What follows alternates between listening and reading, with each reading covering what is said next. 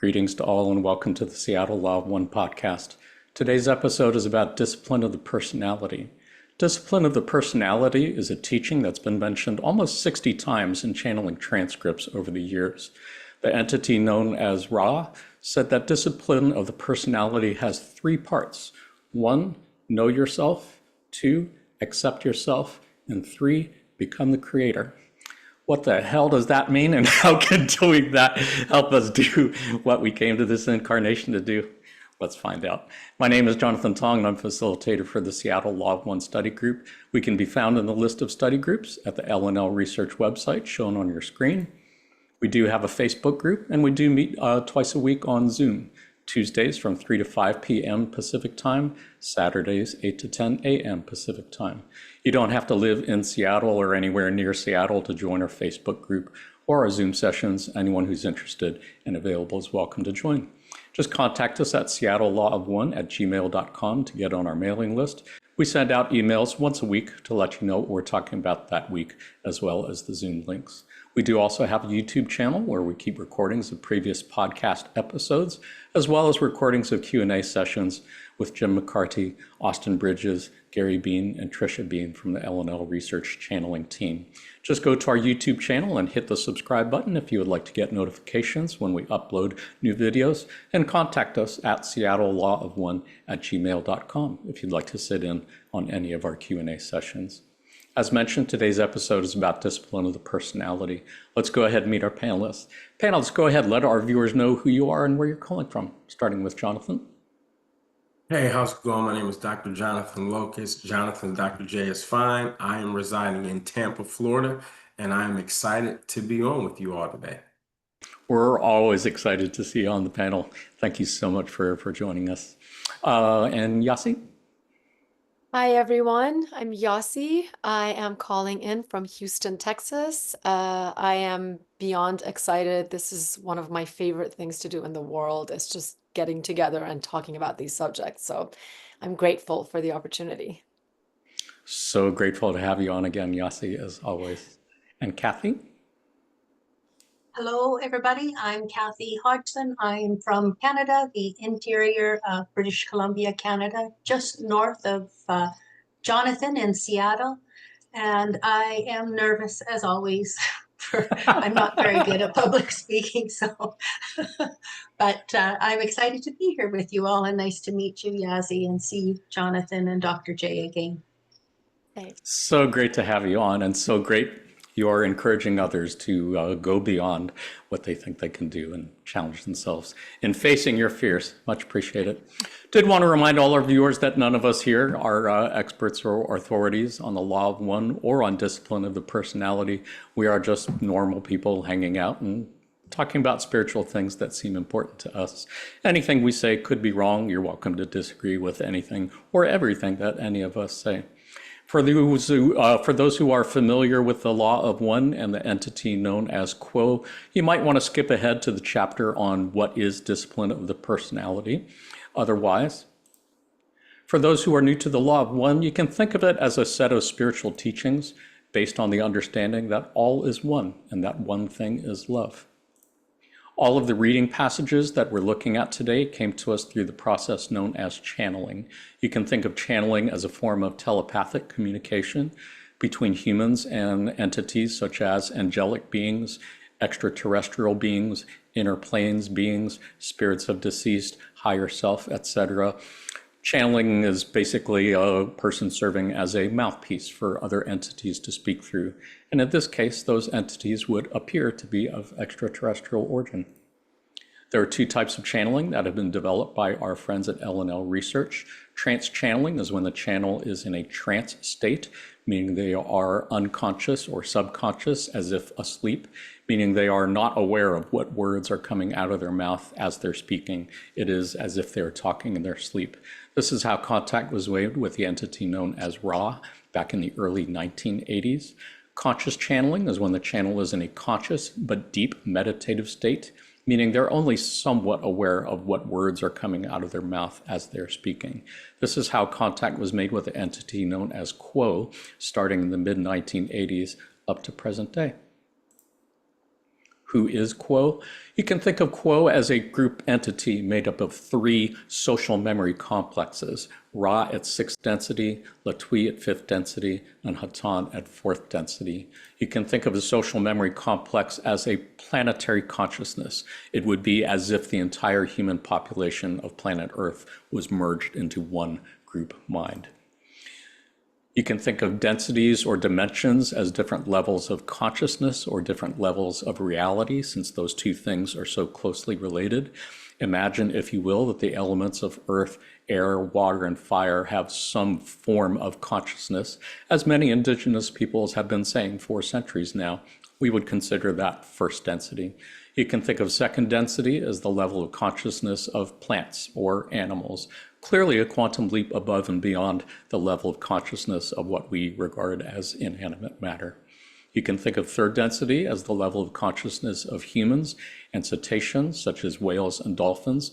Again, a significant quantum leap above and beyond the level of consciousness of plants or other animals.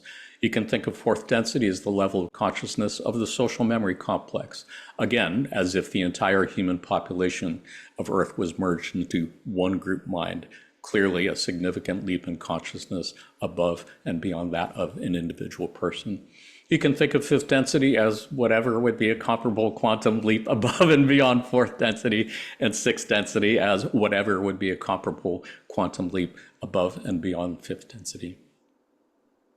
There is clearly much more to it than that, but for now, suffice it to say that Quo is a group entity made up of 3 planetary consciousnesses, Ra at 6th density, Latwii at 5th density, and Hatan at 4th density. First contact with Quo was made by the L&L research channeling team back in 1986, almost 2 years after the end of the Ra contact in 1984.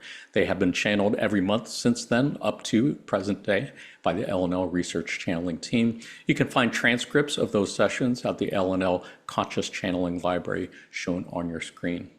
Having said that, let's take a look at a couple passages on what is discipline of the personality.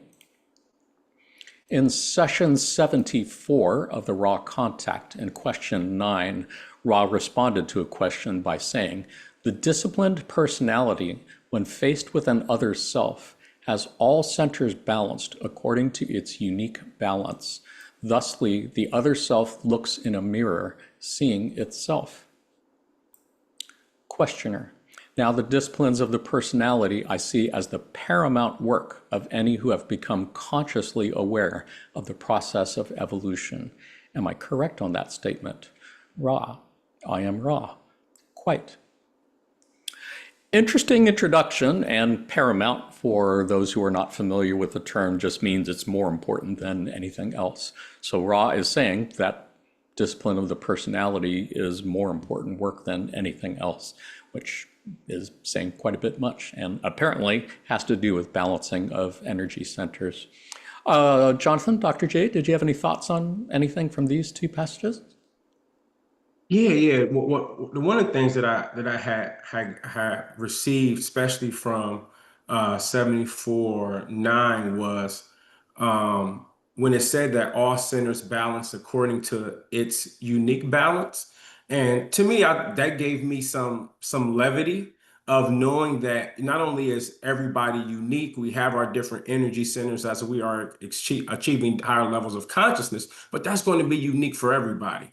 So it allowed me a little bit of solace to know that, as I'm showing up to different places, I can show up as my authentic self, because my energy balances are going to just be different from someone else's. And that was, and as you made like mention to, that this is something that had been new to me, but it also gave me something that was aspirational, because I know when all energy centers are balanced, you're showing up in a place where there's maybe not fear, or you're not all of these different things that can come with any situation you can be coming to. So it also gave me something that was also more aspirational to, okay, as I'm showing up to these different places, or I'm showing up with these different meetings with people, what feelings am I bringing in, so I have a better idea of those things that I need to continue to uncover. Beautifully said, so important. And I appreciate you using the word authentic because I think authenticity is a word that gets thrown a lot these days in conversations. And in this particular situation, I'd say that's a really important, good word to use. And I appreciate you reminding us that we all have the same energy centers: red, orange, yellow, green, blue, indigo, and violet. But it's that different balance that for each person is unique. And I think Quo referred to us as tone poems. It's like a song. Each of us is a unique vibrational song. And so being our authentic, true self in that sense, I think that's a beautiful part of it. Yasi, anything to add? I think these two passages, even though they're pretty short, have so much information in them. It's actually kind of ironic. And Jonathan, you spoke, I think, beautifully to the, speaking of the each of us has that unique balance to work on. So one of the things that jumps out at me about this is the mirror idea. It comes up for me so often, especially recently. And I imagine like a convoluted mirror, like if you look in a mirror, like a funhouse mirror or something, and it's all weirdly shaped, you don't see yourself as you truly are in that mirror, right? And so I think when we show up with others and we haven't really looked at our own distortions, haven't really worked on balancing our chakras, or doing all the work of the personality, disciplining the personality, we are not allowing the other to see themselves as they truly are either. And that includes both positive and, well, let's not say negative, all sides of their personalities. You don't want to add to somebody else's own distortions by, kind of putting your own on the table, I guess. You want to be as clear of a mirror for others also as possible. In that way, we help each other, I think, see and understand ourselves and, kind of heal each other. So I love the mirror analogy so much. That's one of the things. Really appreciate your bringing that in because, yeah, they talk about mirrors an awful lot and distortions. Again, it's another one of those words that I never really saw used that much until I read The Law of One. And Yeah. it apparently is a word that's used a lot. And yeah, that whole idea of the funhouse mirrors and trying to give each other accurate reflections. Yeah, that's a beautiful way to think of it. I never thought of that. Anything to add, Kathy? Any other thoughts? Um, Thanks, Yazzie, for that. I've never thought of that either, and that is just so true. I'll have to ponder on that and think about that. But I love that. What I zeroed in here is the paramount work of anyone who has become consciously aware, and I think and I'm so grateful to the raw contact itself for that, for me, the consciously aware part, because you spend, now I'm sort of moving into retirement. You guys are younger than I am, but I spent a good portion of my life working for a living and, food and all of the things that life takes over, the important things, and the becoming consciously aware. All of a sudden you realize that there's the body, mind, and the spirit, and I discounted the spirit, and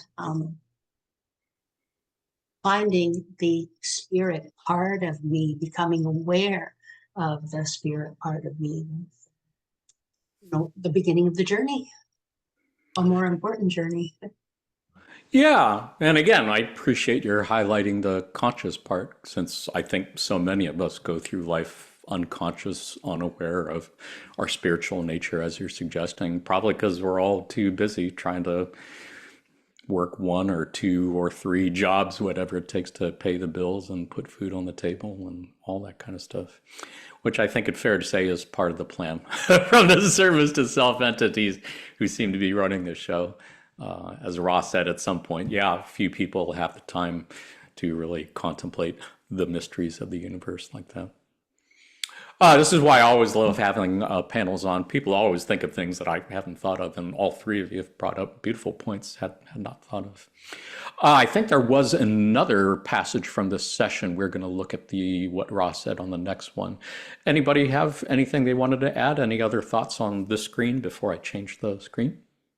Jonathan, I wanted to actually speak to something Kathy said that is, I think, really important. You sort of alluded to the mind, body, spirit.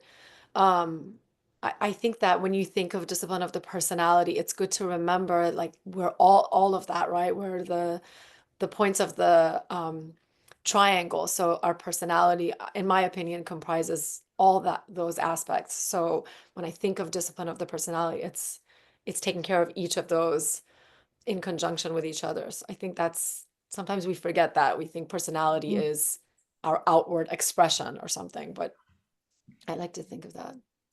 That's a really good point, and I had not even thought of that, but yeah, that makes a lot of sense. And I think it reminds me of what Kathy was saying, which is most people really never even think about their spiritual nature. Most people, I mean, even if they belong to an organized religion, I think there's been very few times I've had conversations with people who identify as Christian about like the spiritual part of it. It usually has more to do with the community part or the doctrine, dogma part of it, or whatever. So, yeah, good point. Anybody else have anything? Feel free to jump in at any time. This is really meant to be a free-flowing conversation. We really don't need to keep taking turns speaking or anything like that. Does anybody else have anything they wanted to share? Cool. Well, let's go on. This is the same session, 74, and in response to question 11 from this session, Ra said, the heart of the discipline of the personality is threefold. 1, know yourself. 2, accept yourself.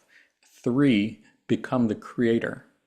The third step is that step which, when accomplished, renders one the most humble servant of all, transparent in personality, and completely able to know and accept other selves. In relation to the pursuit of the magical working, the continuing discipline of the personality involves the adept in knowing itself, accepting itself, and thus clearing the path towards the great indigo gateway to the creator. To become the creator is to become all that there is. There is then no personality in the sense with which the adept begins its learned teaching. As the consciousness of the indigo ray becomes more crystalline, more work may be done, more may be expressed from intelligent infinity. Definitely a longer passage on this one than the two that preceded it, and definitely a lot to unpack. The indigo, of course, is a reference to the indigo ray energy center, also known as the third eye chakra in Hindu traditions. And adept refers to someone who is an advanced level student, someone who is doing things that could be considered to be magical workings. But I think the part maybe that strikes me the most is the first part of that second paragraph. Renders one the most humble servant of all. Even though you're dealing with being like the creator and being the one infinite creator, it is as the most humble servant of all, not as the Lord of all, telling everyone else what they can or should do. It's something I keep reminding myself. Yasi, did you have any thoughts on anything from this passage? Yeah, actually, speaking to what you're saying, it's funny because the humble part, like being humble in this pursuit, sometimes I feel like I get so giddy and excited about my own personal journey through this process that it almost feels egotistical, like, I can't believe this is happening. This is so exciting. Oh my God, I know more than, like sometimes I feel self-indulgent in that way. Like I don't know, maybe it's just excitement and it's almost hard for me to deal with like the part where you become more one with all and you're no longer like all in pursuit of your own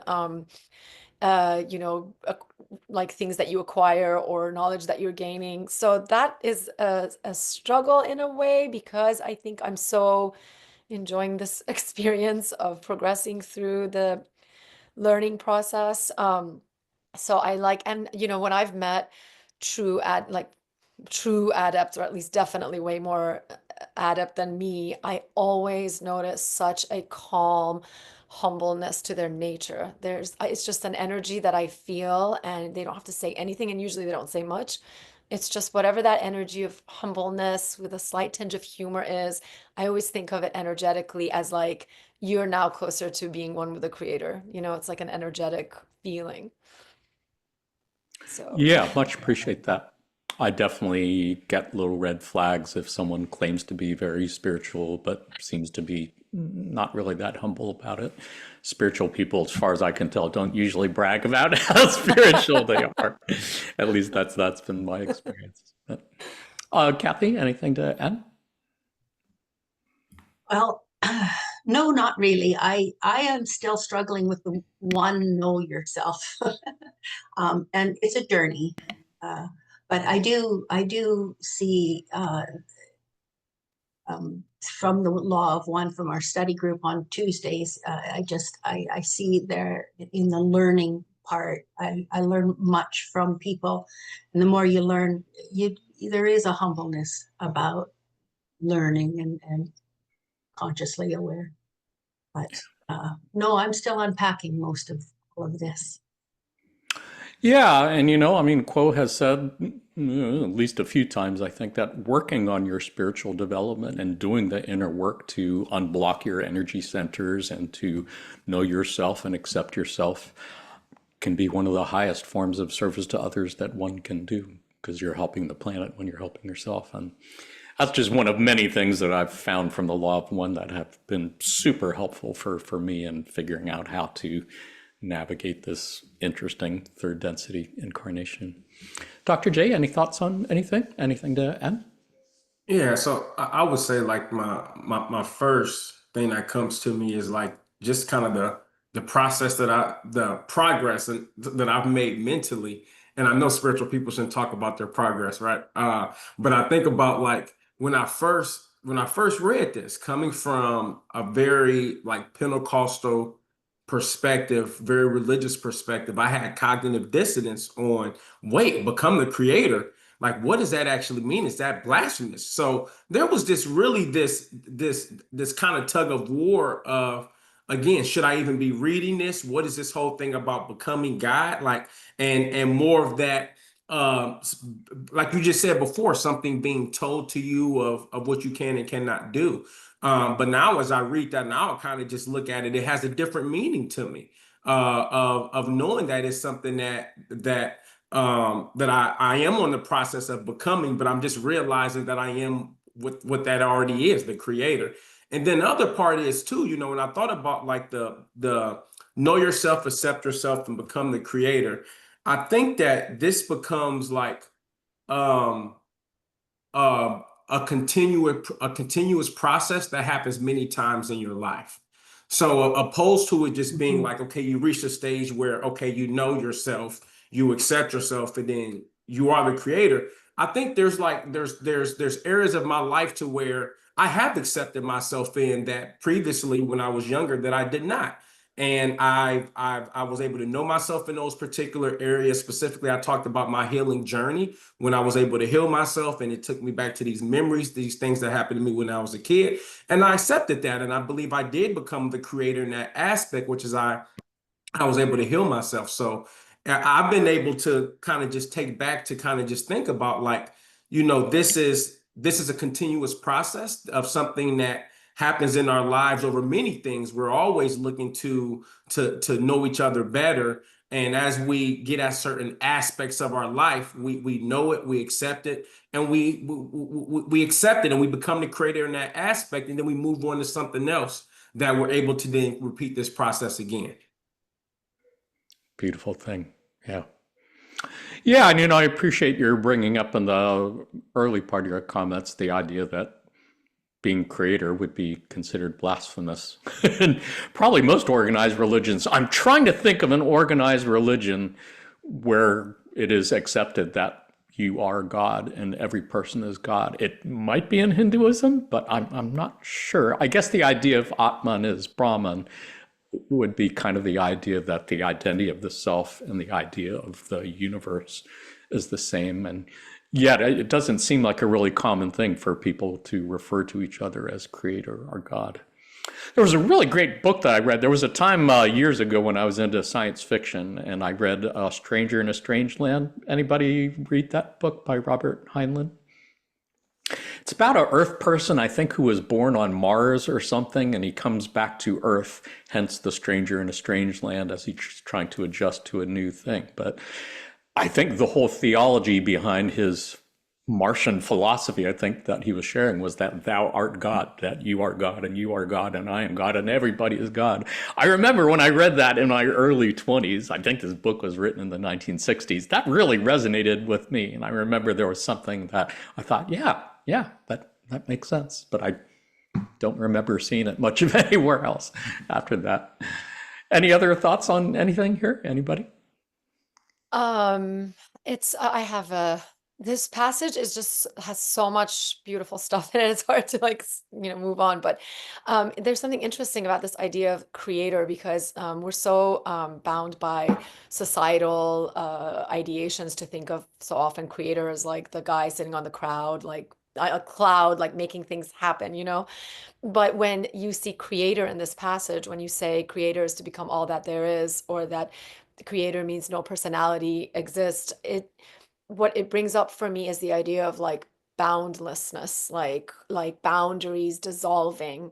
There's no personality because you're all the personalities, there's just you're not bound.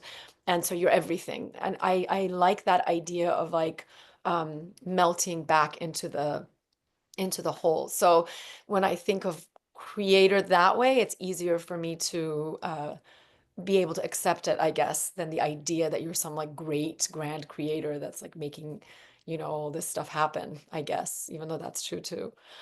Um, That all makes yeah. perfect sense. Yeah. Yeah, and then just one last thing. I just love this passage. I just want to say that there's a continuation from the know yourself, accept yourself, which is know the other, accept the other, right? I think that comes up a lot in the passages. And I can't tell you how monumental that understanding was for me. I quote it still all the time. It's like a stepwise progression. Like Jonathan, what you said is so beautiful because you're sort of spiraling through it, like you do it over and over again, but you do it with yourself and then after you can do it with another. I just love that it progresses outwards to knowing and understanding others. It's just And I lovely. think that is key to the law of one, at least on the service to others path, is acknowledging the self that is creator, but also that every other being you run across who appears to be something other than you is in fact you and is in fact That's creator harder in your even. body. Yeah. Yeah, well, it's definitely more challenging with some than others, but Yeah. yeah, that is most definitely the truth that I think we're supposed to be conscious of all the time throughout our waking hours. And I think that is part of the challenge of the discipline. I guess that's why they call it discipline. It's not easy. No, Appreciate your sharing it. Yeah, feel free to keep thanks. sharing those thoughts. And if anyone else has thoughts, feel free to just throw them out there. Otherwise, we are actually going to dive deeper into have some passages on knowing yourself, on accepting yourself, and becoming the creator. So we'll dig into each three of those parts fairly soon. I think there was one other passage that I was going to look at before we do that, though. Anybody have anything they wanted to add before we change screens? Sounds good. This is a passage from Quo, and it was from November 17th, 2018. Quo said, "This then is the ultimate utilizations of the disciplines of the personality. For the personality is that which is adopted within each incarnational pattern as a means by which those pre-incarnative lessons have been programmed to color in a certain fashion according to the lessons deemed necessary for the incarnation by the self before the incarnation. Thus, the disciplines of the personality are those practices that are utilized on a daily basis by each seeker of truth, first utilizing the analysis of the mind to begin the process of examining and processing all catalyst in order to eventually be able to store it as the experience that is utilized by the seeker of truth in the opening of the gateway to intelligent infinity." Again, I mean, so much in all of these passages to unpack. I wouldn't even know where to start, except maybe at the beginning. And I know for me, the part that kind of struck me was the idea in the first paragraph that the personality is the thing that was adopted for this incarnational pattern as a means to learn those lessons that we plan to learn in this incarnation. So presumably who we are now, that person, that entity we see when we look in the mirror, was only the most recent of countless incarnations before this, and what we can only assume will be countless incarnations after this. And yet we chose this personality, this person we're seeing on the camera or on the screen right now, to help us learn the lessons that we came to learn. I just find that super beautiful and super fascinating, and gives me plenty of things to work on, that's for sure. Kathy, any thoughts on anything here? I I love Quo, that he provides a little bit more richness, so that you can follow, what the personality and it just not really. I'm Ra's definitely more concise. Ra just says, know yourself, accept yourself, become the creator. Next question. and that you're going, what? Like, and I love that Quo. It gives you I a feel little like bit you're leaving more, something out here. Yeah. the details. But I think, it comes back to, it's a journey. And as you go through the catalyst, once you become aware, you understand that the catalysts are little lessons that you can sort of, wait a minute, stop and retake a look at this. Why did I react like that? Why did that bring up that feeling? And then you back that out a little bit and you remember maybe certain things in your youth, or and then you might even hit an aha moment, where you think, oh, I get it now. So sometimes, yeah, the catalyst and the processing can lead to greater learning. Yeah, catalyst being another word that, other than high school chemistry, I really don't remember seeing much in conversations and such, but used a lot here to refer to everything that assaults our senses every waking moment that we have to process. As you said, it's to help us learn those lessons that we pre-incarnatively plan to learn this time around. And yeah, again, just an amazing thing to contemplate and keep in mind. Back to Jonathan? everything happens for a reason, right? Back to that. Yeah, yeah. And again, that's another thing that I get from the law of one that I really wasn't getting anywhere else. That, yeah, in fact, there is a reason for everything, including all the things that seem crazy going on in the world right now, do in fact have reasons, down to the smallest thing that happens to each of us each moment. It's amazing. Jonathan, Dr. J, anything to add? Yeah, I mean, that was it. You literally just said it. There's really two areas to where like this really shows up in my life, like especially seeing a lot of things that are just happening like kind of in the world, right? And if you like Jonathan, like we talked about, like if you're paying attention to a lot of those things and not having a framework or a perspective that you can put these things in, it can be very, very sad. It can be very, very depressing. But to know that, everything that's happening in that, those individuals are on a pre-incarnational plan. And during that process that they're learning. So that piece has allowed me to find peace, when I hear and I see certain things that are happening. And then kind of on another side of that, it also helped me pull back when I have two kids. So I have a 10-year-old and a 4-year-old. So even when I'm like when my daughter is just doing something, or my son is just doing something that is just obnoxious, and I'm like, why are they doing this? Or I'm getting ready to yell like my parents would do me. I would just kind of think like they're the creator too. And not only are they the creator, even though they just brought all this dirt in the house after we just mopped our floors, they the creator, and they had a pre-incarnational plan to not get yelled at. So I try to like think about these things in a point of like, how can I like parent better? Or how can I be a better husband? As these real things, like I just spent all this time mopping these floors, and y'all. So, but to be able to have like a balanced set that they're the creator too, and maybe it's not worth the yelling and things like that, but to just be careful next time. So this part has really have been helpful with me as I try to like live it and understand not only myself being the creator, but that mirroring effect that my kids are, my neighbors are, and all the people that I come in contact with on a regular basis. I'm just astonished that you mop your floors. I honestly cannot remember the last time I mopped a floor where I live, and I'm embarrassed to say I think it shows, but yeah. Yeah, it's a beautiful thought, and I really appreciate your sharing the personal examples. It reminds me again that, yes, there are many, many individuals who I can think of that seem to bother me and that I think are doing things that I really wish they wouldn't do. And yet, what you just said is a perfect reminder that, well, guess what? They had a pre-incarnative plan and they're doing just great at whatever it is they came to do. And so who am I to like tell them they should be doing something different? That's just, yeah, really appreciate that.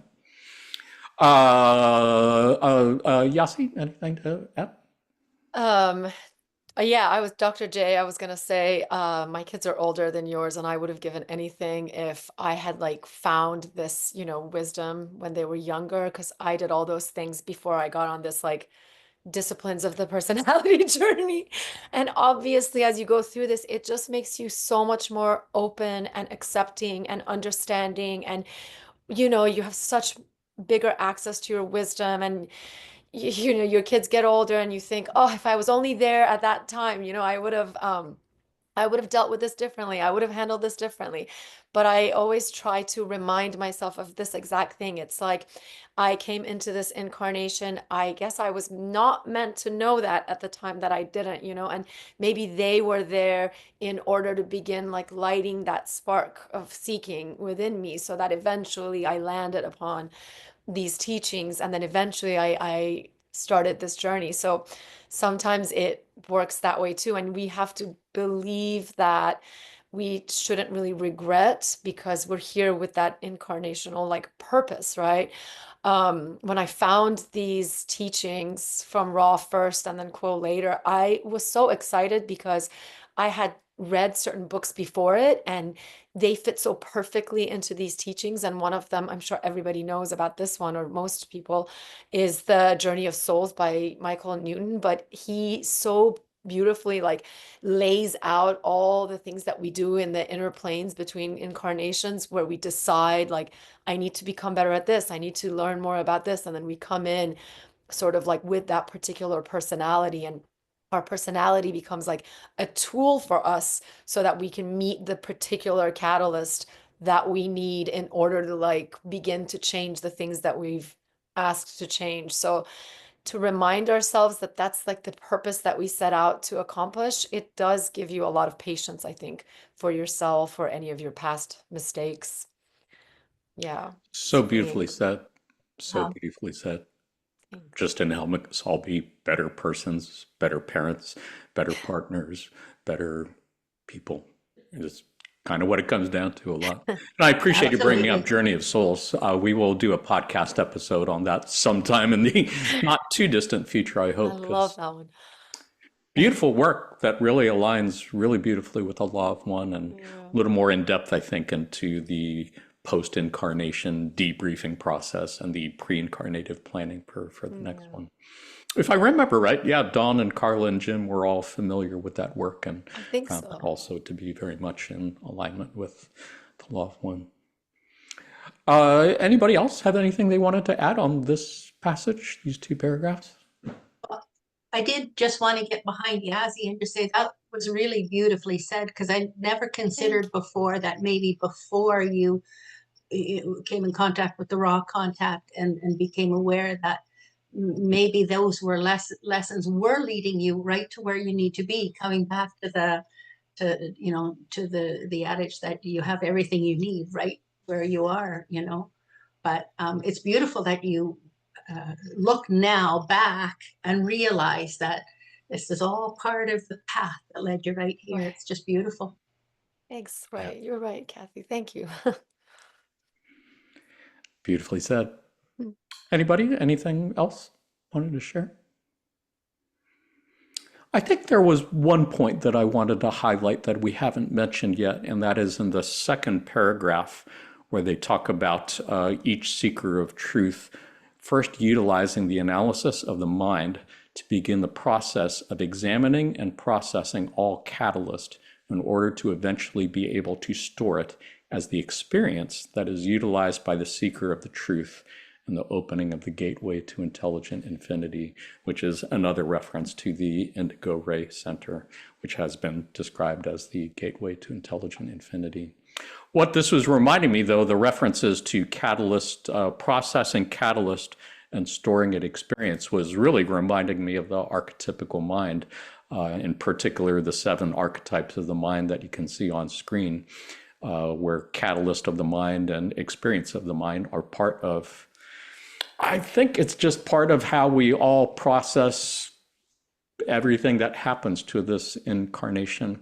Archetypical mind, for those who are not familiar with it, is kind of like it's been described as a map of our third density experience. It's like a blueprint of the third density experience. It's something that goes deep, deep, deep, deep below into our subconscious, our unconscious mind of how we process all of this stuff. So there was a episode we did on archetypical mind where you can go to find more about that. And I believe our next episode is going to be archetypes on the mind. So that will be a teaser for them.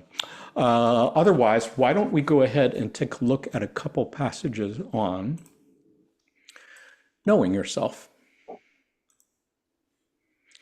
On October 17, 2009, Quo said, "At first, knowing the self is often largely a matter of finding out what you are not and allowing those things that you are not to fall away from you so that you can be yourself. As you rest within yourself and start to get to know yourself, perhaps the quickest way to discover who you are is to rest in meditation at the end of each day and to go over your day, experience by experience, emotion by emotion, catalyst by catalyst. And when you see that emotion that has pulled you off balance, you look at that emotion and ask, how did I come to feel that? What trigger is there under the surface that was triggered that caused this emotion to flare up? As you look at these things that have troubled you, you discover that hidden beneath your emotional reactions have been crystals of pain that have been buried. And as you move these crystals of pain up into the daylight where you can look at them, in the process of seeing this origin of pain, usually from early childhood, you begin to see how you have been wounded. And as you release this wound and forgive it, you recover a part of your whole self." Beautiful passage that reminds me of something. I think Kathy was talking about this not too long ago. Bad experiences we've had in our childhood that might shape the way that we respond to things now as adults. And I really appreciate the way it is described here. Dr. J, any thoughts on anything from this passage? Yeah, I would say just really the first part, like the knowing yourself is often a larger matter of finding out what you are not and allowing those things that you are not to fall away so you can be yourself. And I would say like for me, what that really like comes is to, getting to the point to where when I, quit my job and left my job and started Consi Rise. But I was really it was a process for me because, I was, been in school all of this time and had this thing of like credentials being part of my personality. So to be able to then figure out, without having a schedule full of meetings or people asking who was I really, who was I? And it was really a process for me of under having those things. And that was something that had fell away, of me understanding who I am and who I should be. So I just think about, those particular times as to where I've had to shed just certain things, or certain things had to fall away. Not always easy, but this had to fall away so you can actually get to the point of just being who you are supposed to be. Yeah, your authentic self, I think, as you mentioned at the beginning, I think, yeah, really important points. And I think something that everybody can learn from, letting go of things that do not seem to be part of who you really are. Yasi, anything to add? Anything here? Yes, again, another passage rife with so much wisdom. Following up Dr. J's mentioning of the unlearning, I think that unlearning is such an interesting thing that only recently, maybe in the last year, I've come to appreciate. It's not just about what you are, but all the things you aren't. And so much of that is put on us like day two of birth, like there's just so much that's put on you by parents, society, expectation, everything. And it's no small feat to really try to sort of sift through how you really feel about something or what you really think about something away from all those like labels that you've taken on. And recently, I just to say a personal example, I grew up in a very emotionally like charged family. I mean, everything was so dramatic. It's not that it was bad, it was just dramatic. Everything was either the end of the world or it was hysterically great or hysterically awful. Like there was just so much drama. And I really spent so much of my life having these overly emotional, hysterical reactions to things, all the time. And only recently, as I've really gone through this disciplines of the personality, have I realized that's not actually how I really am in a situation. Like my real, authentic, deep down self is not an especially emotionally reactive person, but that's just what I grew up around. And so that's how I learned to react to my environment or issues or problems. And to have begun to sort of shed, like you said, Dr. J, shedding is such a good word. It's so interesting. You all of a sudden discover something about yourself that you didn't even know was really you. It's kind of exciting. For good or bad. I'm not saying it always has to be something positive, but the discovery of you underneath all those layers is a fun part of the journey, I think. What a beautiful example. Really appreciate your sharing that. I'm guessing there's more than a few people watching this who could relate to that a lot. And I agree. Being able to be aware of how your current behavior and thought patterns have been wired into you from childhood and be able to rewire your brain so that you respond differently to events, maybe not so overly dramatic. That's a big deal, super big deal. Kathy, anything to add? Well, the things I wrote down for this paragraph, basically what Yazi and Dr. J said, it's about emotions and balance and getting to the place. And Yazi, I think you're right. It's learning about yourself, which is, the personality again, but getting to the place where it doesn't trigger you so much anymore. So you learn that about yourself. You get to the place where everybody's going off on a drama, and then you're sitting there for a minute saying, well, wait a minute, the emotions and knowing your triggers and the balance is maybe where you can sit back and you go, oh, okay, this doesn't trigger me anymore. I understand they can, but that's a learning. It's not something you can tell somebody. It comes with having the emotion where all of a sudden you're shocked and your feelings are hurt and balancing that and finding the spot, and then you go, okay, that doesn't bother me anymore. I one thing done. And then move on to the next catalyst trigger. Yeah. And like you said, it's a matter of being conscious, that you are consciously aware of the triggers. You kind of have to be aware of them before you can dismantle them. But that's a huge part of our inner work, and I think how we do a lot of this discipline of the personality. I would agree.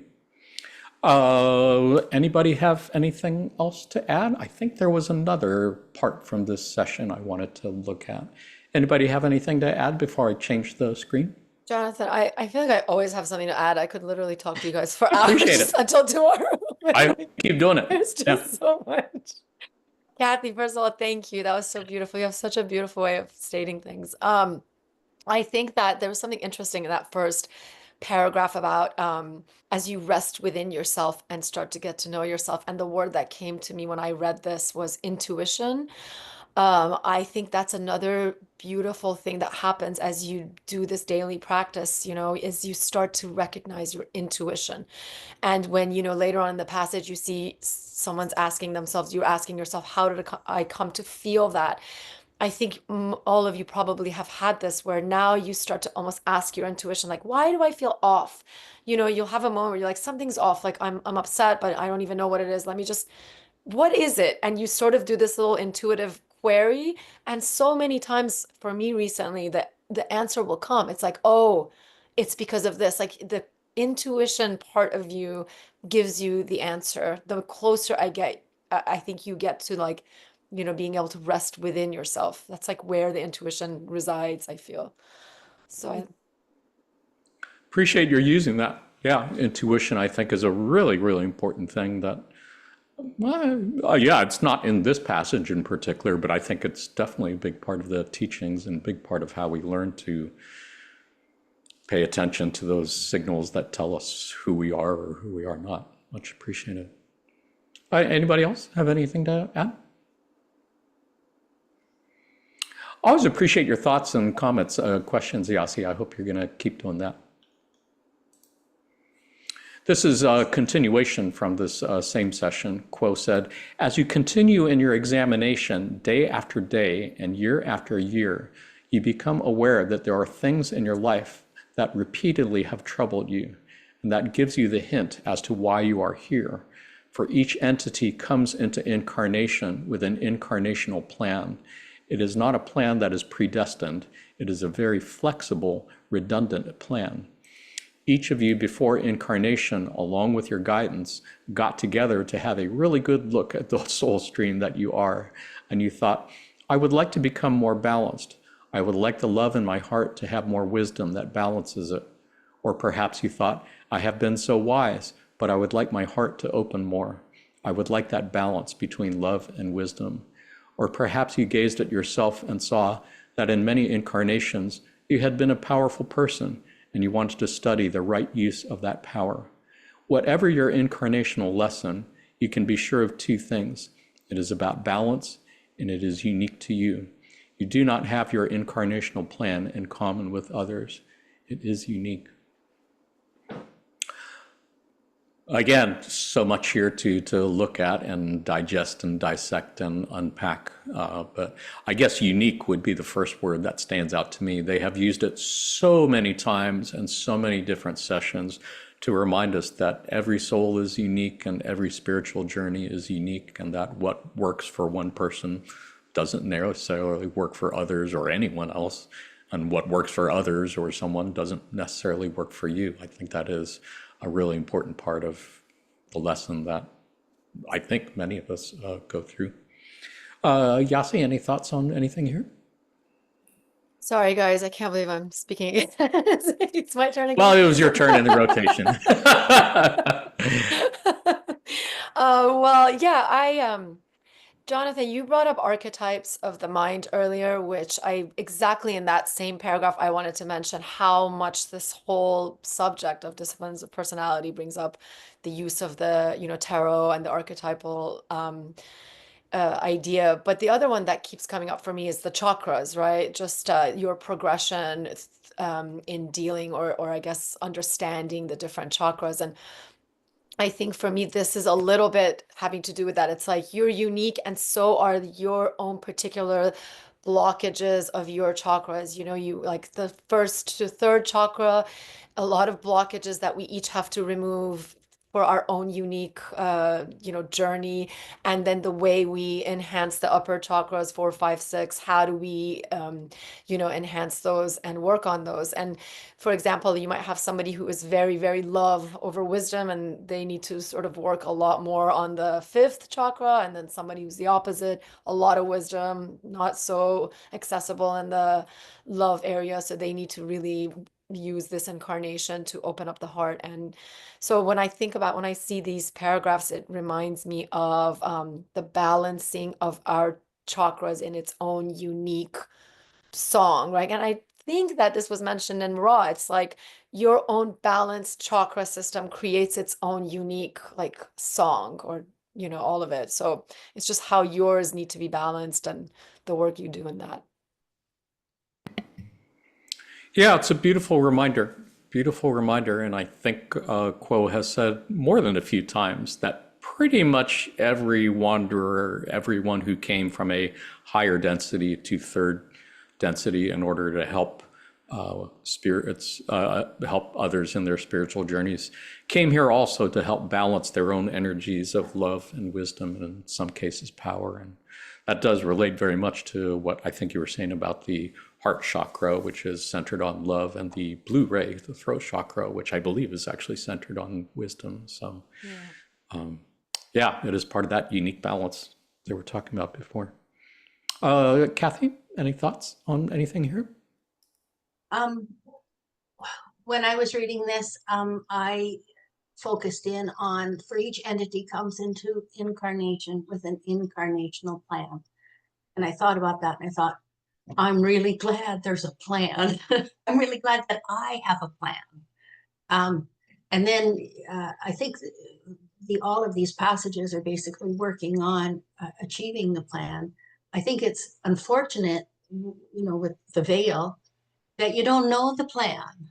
And so therein lies the journey. And so yeah, I just, passages say over and over again about the uniqueness of each and every soul. And I love the mirror aspect. And what Nearly at one of our gatherings gave me a little sticker. And it's a little sticker that says, "See the Creator." And I probably have it here. And she says, stick it on every mirror in your house. And so I have, your bathroom mirror, you're out in the morning brushing your teeth, and I've got the little words on my mirror, "See the Creator," and just reminding, me that I have a plan, and again, the balance and the uniqueness of every other entity out there also has a plan, and the respect and that, and the work on that. Yeah, it's a good reminder that I think I've left out a passage for this session where Rod did say, I think it was a question about exercises to help in the Law of One. And they said, look in the mirror, see the Creator. Look in someone else's face, see the Creator. Look at all the nature around you, your environment, and see the Creator. I think some sticky notes would be really good to put that like everywhere, for sure. Dr. J, anything to add? Yeah, to Kathy, I have them right here. Oh, see ya. Oh, yeah. Right on, they're Dr. being J. passed out. So I got I them. have it got them. sitting over there, and I didn't know if it would be rude if I went and grabbed it. So I'm glad that you had No, fingers on I yours. got it. I got it right here. I got it right here. So for this, I mean, everybody shared like wonderful things. I think that the thing that really just comes up for me is that not only what Kathy said is knowing that everybody has an incarnational plan, but it made me like think about like how as I was like, it thought me about a time when was reading this, and I was actually going through a process where there was something that I was kind of felt like I was lashing out on certain people, but didn't necessarily know the reason. And as I was, you just meditate, you try to figure out, and it was this, what it got down to, there was this person at my job who I had just recently hired that was causing some catalysts. That's probably the best way to say it. That was causing some very difficult catalysts for me that were showing up in other parts of my life. And one of the things that became helpful as I started to really figure out like what is this for, and I got to, was not only balancing but to be able to send love places or spaces where people may not be being the nicest to me, or I'm not perceiving them being as nicest to me. And I think about, as Yazi said, like the distorted mirrors and things like that, and how I may be an appearing to that other person. But one of the things I can say that did help in response to the things that I thought I was trying to learn is, since I would have to see this person every day with something, those times and interactions that I knew I would have to see them, I would just, before my meditation that morning, I would just send love and light to that particular time and space as to when I would see them. And as that happened, believe it or not, that relationship really softened up to the point to where we were not only able to interact, but it also helped that person left shortly after too. But in that time, I was very much able to see the creator in that person, opposed to just an employee that's getting on my nerves, that's bringing problems to work. But to be able to see this person as the creator and as somebody that deserves love as well.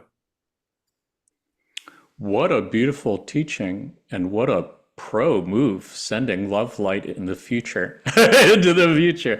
That's a pro move right there, my friend. Yeah. Well, you know, we're trying to stop those space pirates. So we're trying to. Yeah, that's another episode. Yeah, yeah, indeed. Yeah. Dr. Yeah, no, I J, appreciate your. Go ahead. sorry, Jonathan, you go first. No, you go ahead.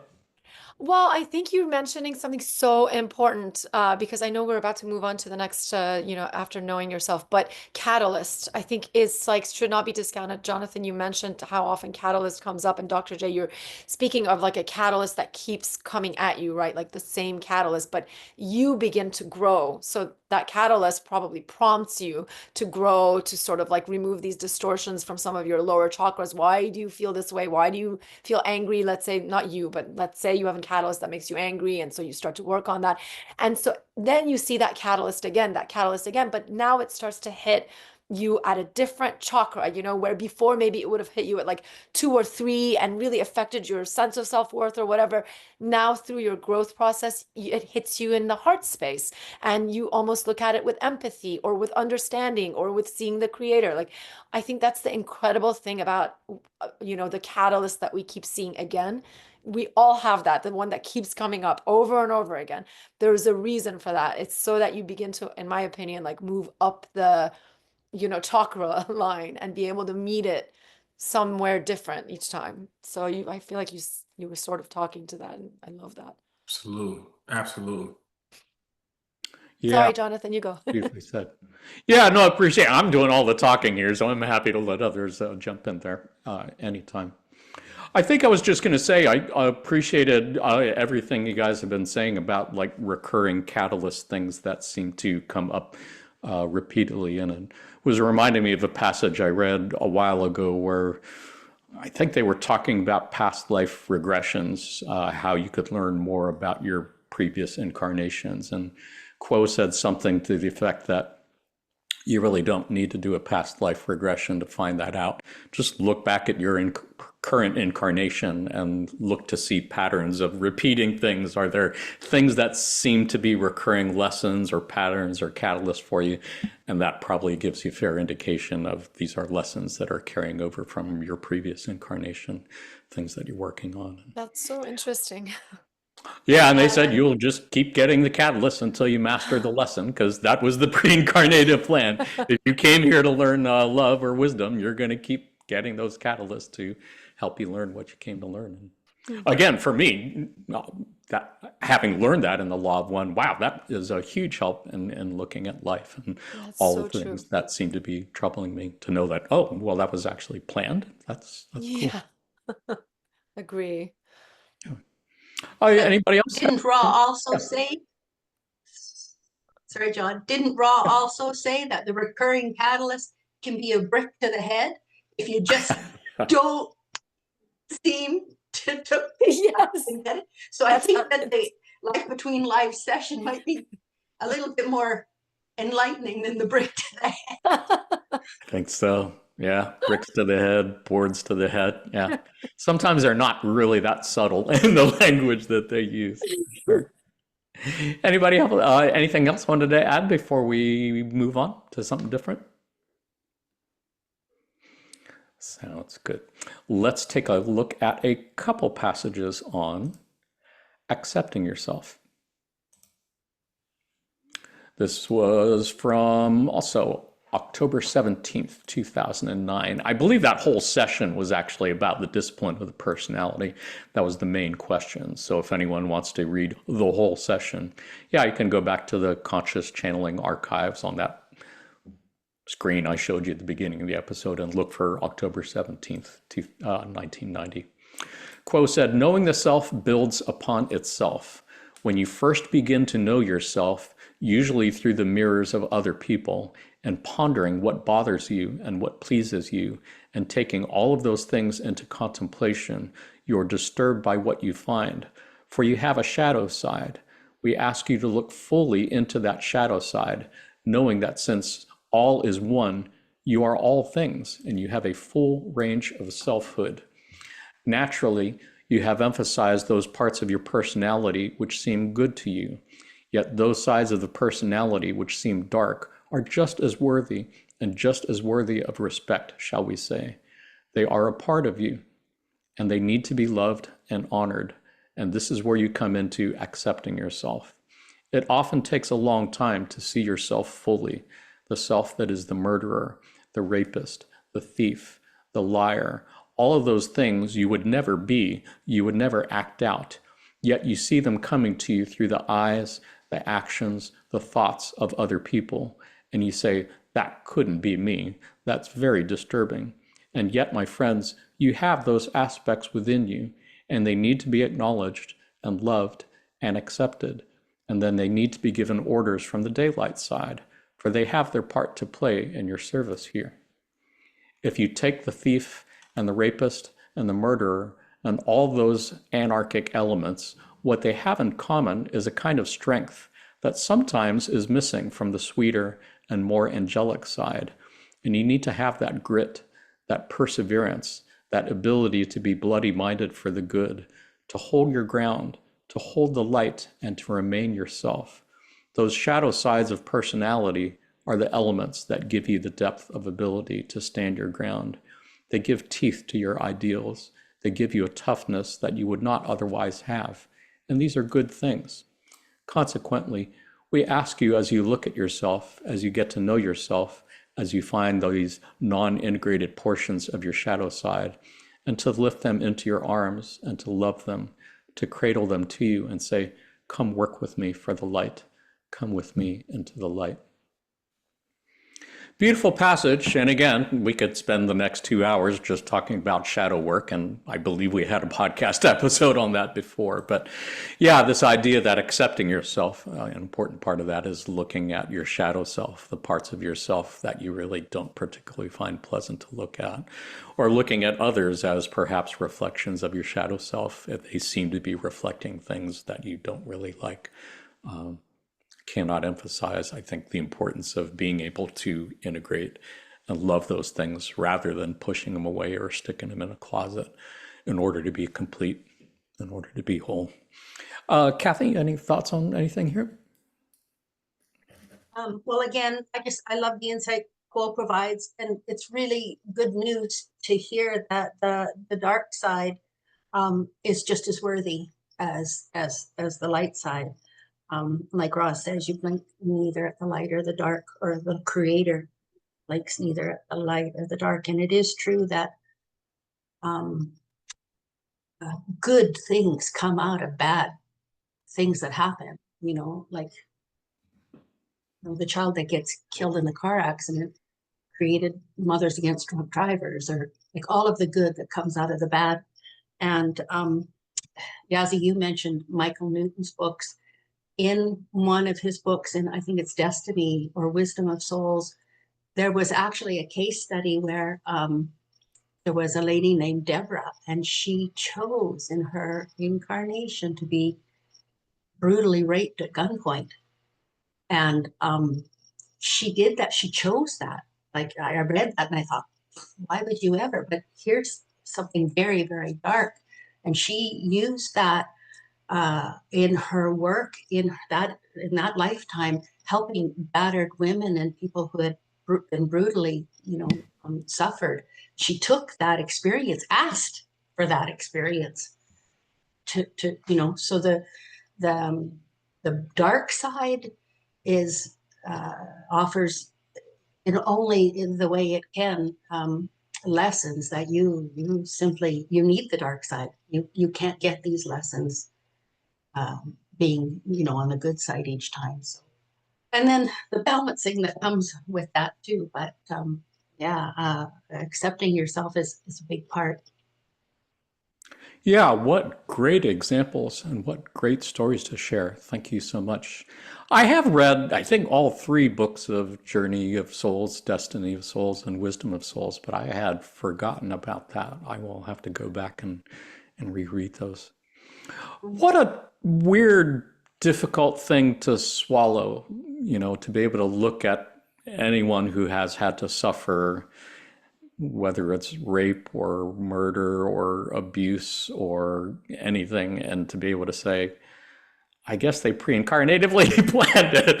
It's like, it kind of makes our whole justice system look kind of weird. It's like, so are we supposed to just let those kind of things happen without any consequences? I think No. on some level, Ra and Quo would say, yeah, I think, but that seems like a really difficult thing to accept in the world as we know it. But maybe that's why the world as we know it is dying, and a new fourth density one is being born from it. Yeah. Wow, I'm going to have to reflect and meditate on that for a while. Dr. J, anything to add? Yeah, kind of a few things. Well, two things. I would say the first one being like even the example that Kathy had gave. You think about people who go through and experience extreme things, and like how that then can be an act of service, like to the next person. I just think about like, and I've shared like my healing journey, but one of the things that came out of that I remember during my healing journey was I was sexually molested by women when I was like 11 years old. And one of the things I'm able to kind of talk about and share now is as I've like even connected with like some of my friends, and they've asked why I've done certain things. We've actually talked about because there's certain things that happened to them, and they've kind of just put it back into their perspective. So I'm not relating it at all to being like raped at gunpoint, but I think these negative things that happen to us do provide an avenue and a way for us to be able to not only heal from it, but then to be able to maybe help others find a balance to what they're experiencing in their life. Other thing I think about like is even like I have a cousin who's passed away, but had one of the hardest upbringings that I mean could anybody could ever imagine. And that was one of the things that even I questioned about even growing up was the whole heaven and hell thing about the outcome would be this person's going to hell from a Christian Pentecostal's perspective, but not necessarily considering the experiences that would have gotten to that point. But I think about who he's passed now, how even though all of these things he experienced, how me being able to see his experiences on the periphery was a huge trajectory for my spiritual seeking and my curiosity. So I think these things happen. And then the last thing I'll say is, even I know that in the text that like Paul mentions the murderer aspect, and we mentioned like journey of souls, and I did a past life regression and a life in between life session, and one of the things that I found out specifically, some of the things that I was, and I know I'm talking for a while so I'll end it up here, but one of the things that I ended up learning that I hadn't been balanced in this life was this aspect of energy that certain times where I knew where somebody had did something bad to my family, where I actually thought about really harming this person or doing something to get back. But as these things would happen, I would kind of balance that with what a spiritual person is or what a religious person is, because I have this in myself.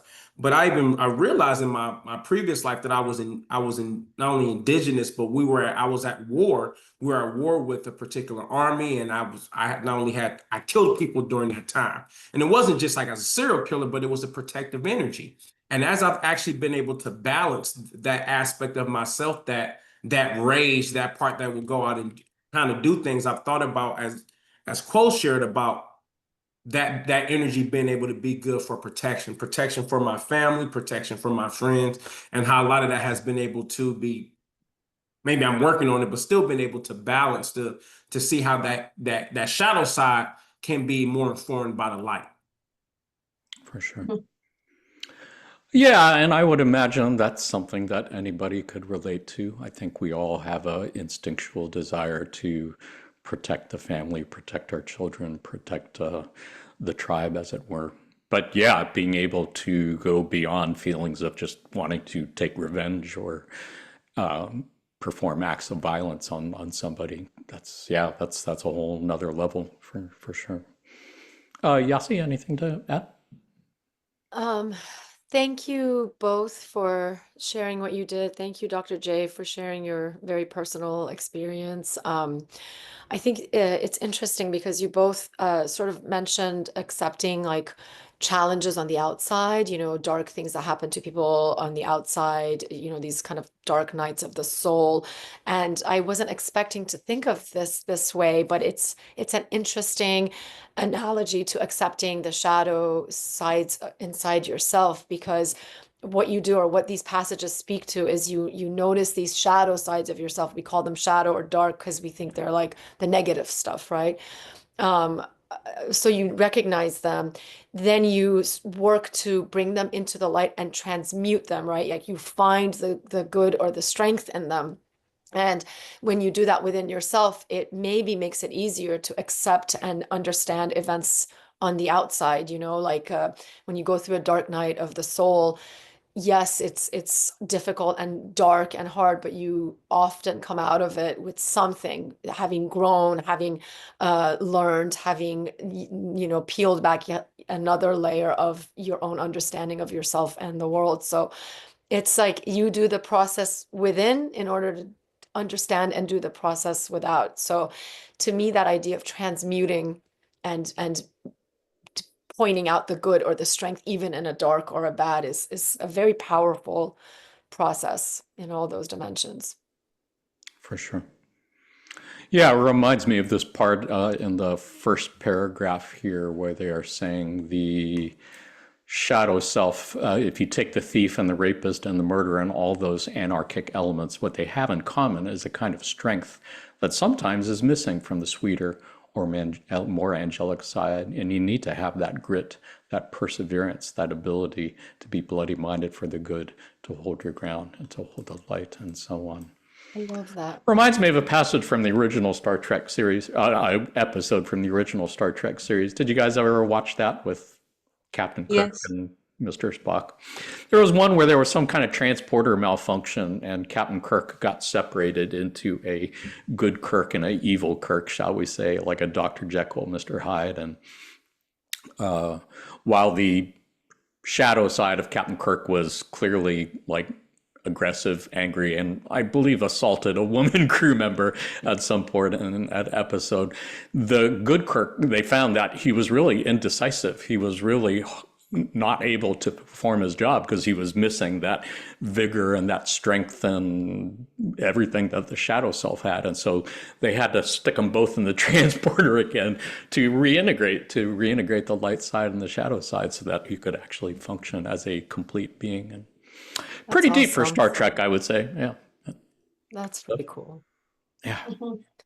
Yeah, I was about to say, Jonathan, since you've been you even share some Star Trek stuff in Seattle. I'm starting to maybe come over on the light because I'm a Star Wars person, so I'll maybe come over to the Star Trek side and check out a few episodes. You can be both. They all have good. For I, sure. maybe that's why I'm here to balance my Star Trek and Star Wars. I do like the Star Trek stuff more than the Star Wars stuff, but the whole thing about the Force and the light side and the dark side, I mean, that's totally law of one for sure. Anybody have anything else to add before we look at another passage? I thought I would maybe just add in the previous paragraph, Quo says that you got to love that side. Like that part of the balancing needs to be loved and honored there, and realize how much good comes from that. But also, I think it was again in Michael Newton's books that once you get to balance these and see the shadow side and you bring it together, those lessons that you learn, those are yours forever. You've got that now. And maybe this incarnation, maybe the next, whichever one, but those particular lessons that were hard won are yours to keep forever. They're part of your soul learning. Yeah, cannot emphasize that enough. Really appreciate that. Kathy, I think It's so that easy to want to push away the shadow self and not want to deal with it, whether it's the shadow self in yourself or the shadow self you see reflected in others. Yeah, loving them and accepting Hard. them and respecting them. That's, yeah, huge. it makes me think of Carl Jung. Obviously he's very well known for having talked to the shadow side idea, but like the idea of stuffing down your shadow side, right? Spending all this energy, really not wanting to look at it, feeling ashamed of it, not bringing it into the light, not loving it just for being there, creates complexes, right, within us. And then we have all these reactions, and we don't know where they're coming from. We react with anger and resentment and frustration and all this stuff. And so much of it has to do with this kind of stuffing down of the shadow. When you love it and bring it into the light, then so much of that dissipates. So that's a very good point to have brought up. Well, so much of it, I think, is in our cultural upbringing. I think our culture is so Definitely. steeped in Judeo-Christian ethics of good and evil that Totally. it's just, we don't even think about it. It's part of our Mhm. subconscious programming, I think. So, Yeah. even looking at the law of one, we just usually think of the light side as good and the dark side as Yeah. evil. And that explains a whole lot of systemic racism and slavery that we've seen in this Yeah. country and elsewhere. And that is yet another thing that I've really appreciated about the law of one. They've really discouraged us from seeing things in terms of good and evil. It's just service to self and So service to true. others. It's just different ways of thought and different ways of communing with Creator. Oh, that's, yeah, it's beautiful. Yes, I agree. It's so true. Let's take a look at another passage. This one is from, reminder again, we did do an episode on shadow work, episode 17. So if you want to see 2 hours of discussion on this and more cool passages, check it out. Otherwise, this was from March 30th, 2019, and Quo said, as you are able to accept yourself as whole and perfect, even with imperfections within you, then you are prepared to become the creator, for you have discovered the creator within you as a portion of the knowledge of your being. When you have accepted that creator within you, as you go through the balancing of catalyst, you have open to you a door which allows you to see yourself as the creator, experiencing itself in every interaction with every other that you ever had, ever shall have. I think I'm reminded of the yin yang symbol when I see this. It's a great way of visualizing, the light and the dark and the interactions between them, and that you need them both in order to be complete. You can't just have the light. You really need the dark in order to be complete. That's a great reminder here. Dr. J, any thoughts on this passage?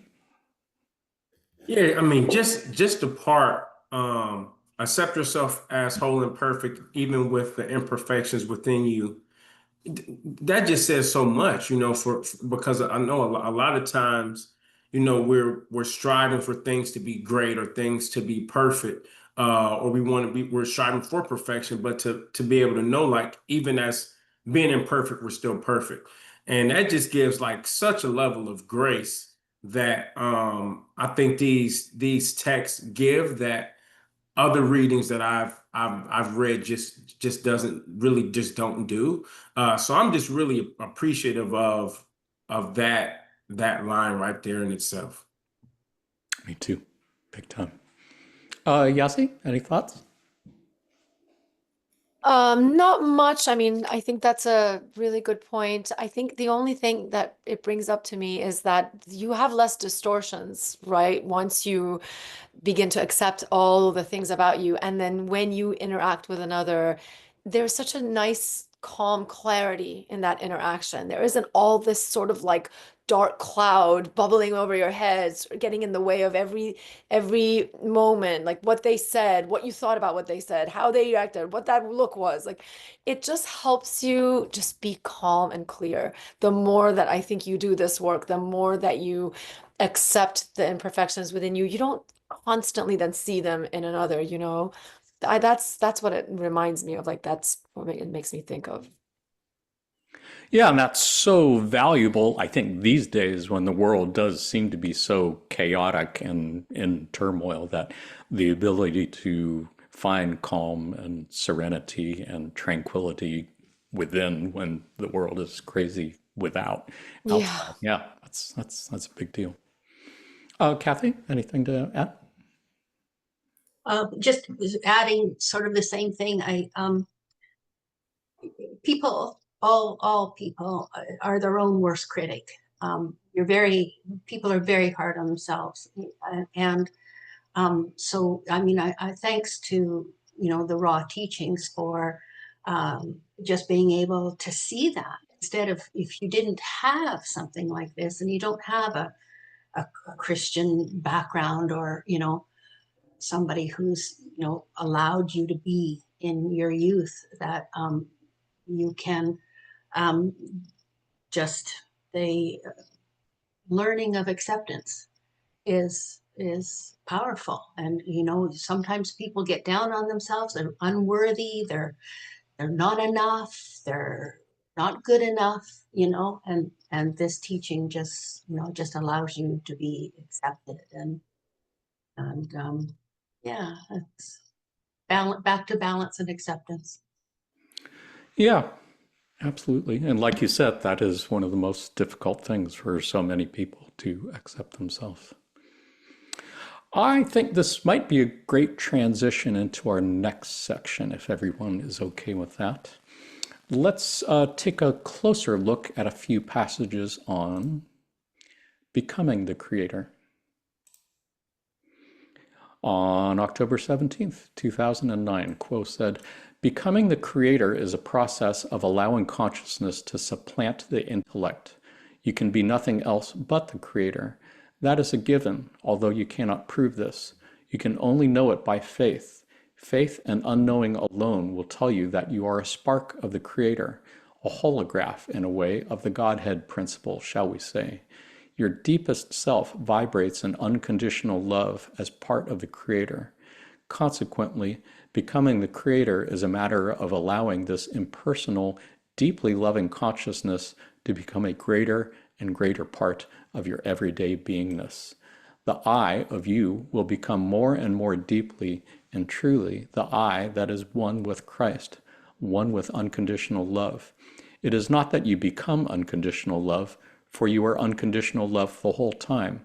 It is that you find ways, as you come to know yourself and accept yourself just the way you are, to allow consciousness in." In another session on December 29th, 2007, Quo said, "One does not have to try to be a part of the creator. You are the creator. You are a holographic spark of the creator, as is every other portion of this interactive and very much alive creation. But you are a holographic sample or bit of the whole." For viewers who don't know, holographic technology is a way of producing 3D images using lasers projected into space. So a hologram has the unique quality of every part of the hologram containing the image of the whole. So if you look at that picture of the star that you see on the screen, if you were to take that picture and tear it in half, each half, instead of containing half a star, would contain the whole star, the whole image. And you could take each of those halves, keep tearing them into smaller and smaller and smaller pieces, and each piece would still contain the image of the whole, which is a great way to think of what Quo was referring to here, that each of us is a hologram of the creator. Each of us within ourselves contains the entire one infinite creator, just in a tiny, tiny little space. It's just a great image to think of. What do you think? Yasi, any thoughts on anything here? Yeah, it actually reminds me of another analogy from a poem by the mystic poet Rumi, and that the line from this poem says, "You are not a drop in the ocean, you are the ocean in a drop," which I always like think back to when I want to encompass like the greatness of being creator within this small little like distorted, existence and body. And the hologram obviously is another way of saying it. So I just love that idea that you are all of it. Um, already, and you're not trying to get to it and you're not trying to find it. You just are trying to be in it, just be it. So, I think that it speaks to that. And I think that the other thing, just to stick with the wave analogy that it brought up in my mind, is we're all the ocean. Let's say the infinite intelligence, intelligent infinity, the creator, like it's one vast ocean. And we have these momentary ideations of being a wave, right? With all its distortions, with its ups and downs. Like we think, oh, here we are, we're a wave, like we have this like singular existence. But once we begin to sort of calm into the beingness of just being and subside, we're just like the same as the ocean, right? So it's momentary distortion of the 3D life, of the personality, as it starts to calm down, I guess. I don't know, I'm probably not using the right word to describe it, but it becomes more and more just the vast ocean. So just What a analogies. beautiful image. Yeah. Better than the hologram, I would say. Love No, I Rumi. like that one too.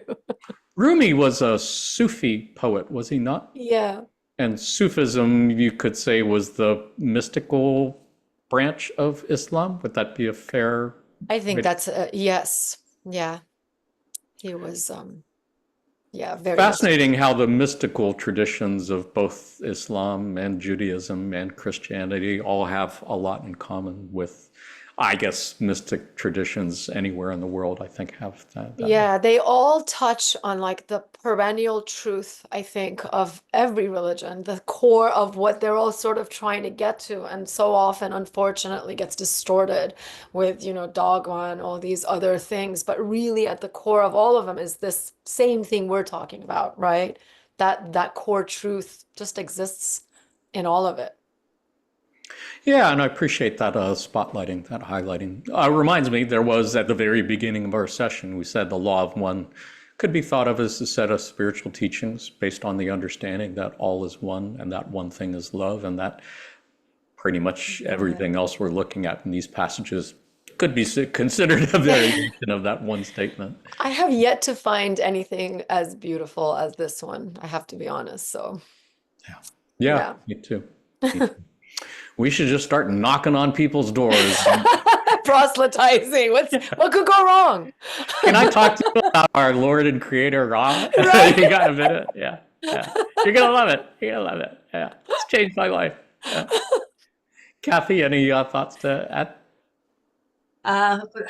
No, you guys say it so well. I focused in on the unconditional love part here, especially when he mentions, the Christ and the consciousness, the love. You bring the good and the bad and the balance, and go forward in using what you've learned in service to others, to try to reflect that, to just to become what you learn. And somewhere in the process, maybe we pick up something where we get a little closer to the Creator.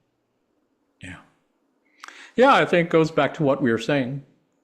Getting rid of the things that aren't you and finding out who you are at the deepest level. And at the deepest level, we are unconditional love and Creator. I love your sharing that, because I think unconditional love is one of those phrases that has been used and thrown around so much that I think it has, at least for me, it's lost a fair bit of meaning. I know when I was a devoted, regular church-going member, it always bothered me when people would talk about unconditional love and Christianity, as in God has unconditional love for you as long as you accept that Jesus was the one true and only God, and otherwise you're going to burn in hell for eternity. And I was thinking, that sounds really conditional to me. Sounds like there's one like really big condition. And that's part of the issues I've had with Christianity and organized religion for a long time. Mm-hmm. But I have healed. I have gotten over it, I believe, and I am at peace with it for the most part. Dr. J, anything to add? No, I'm over here laughing, man, because that does sound like conditional love. Because One that is little so, condition. Yeah.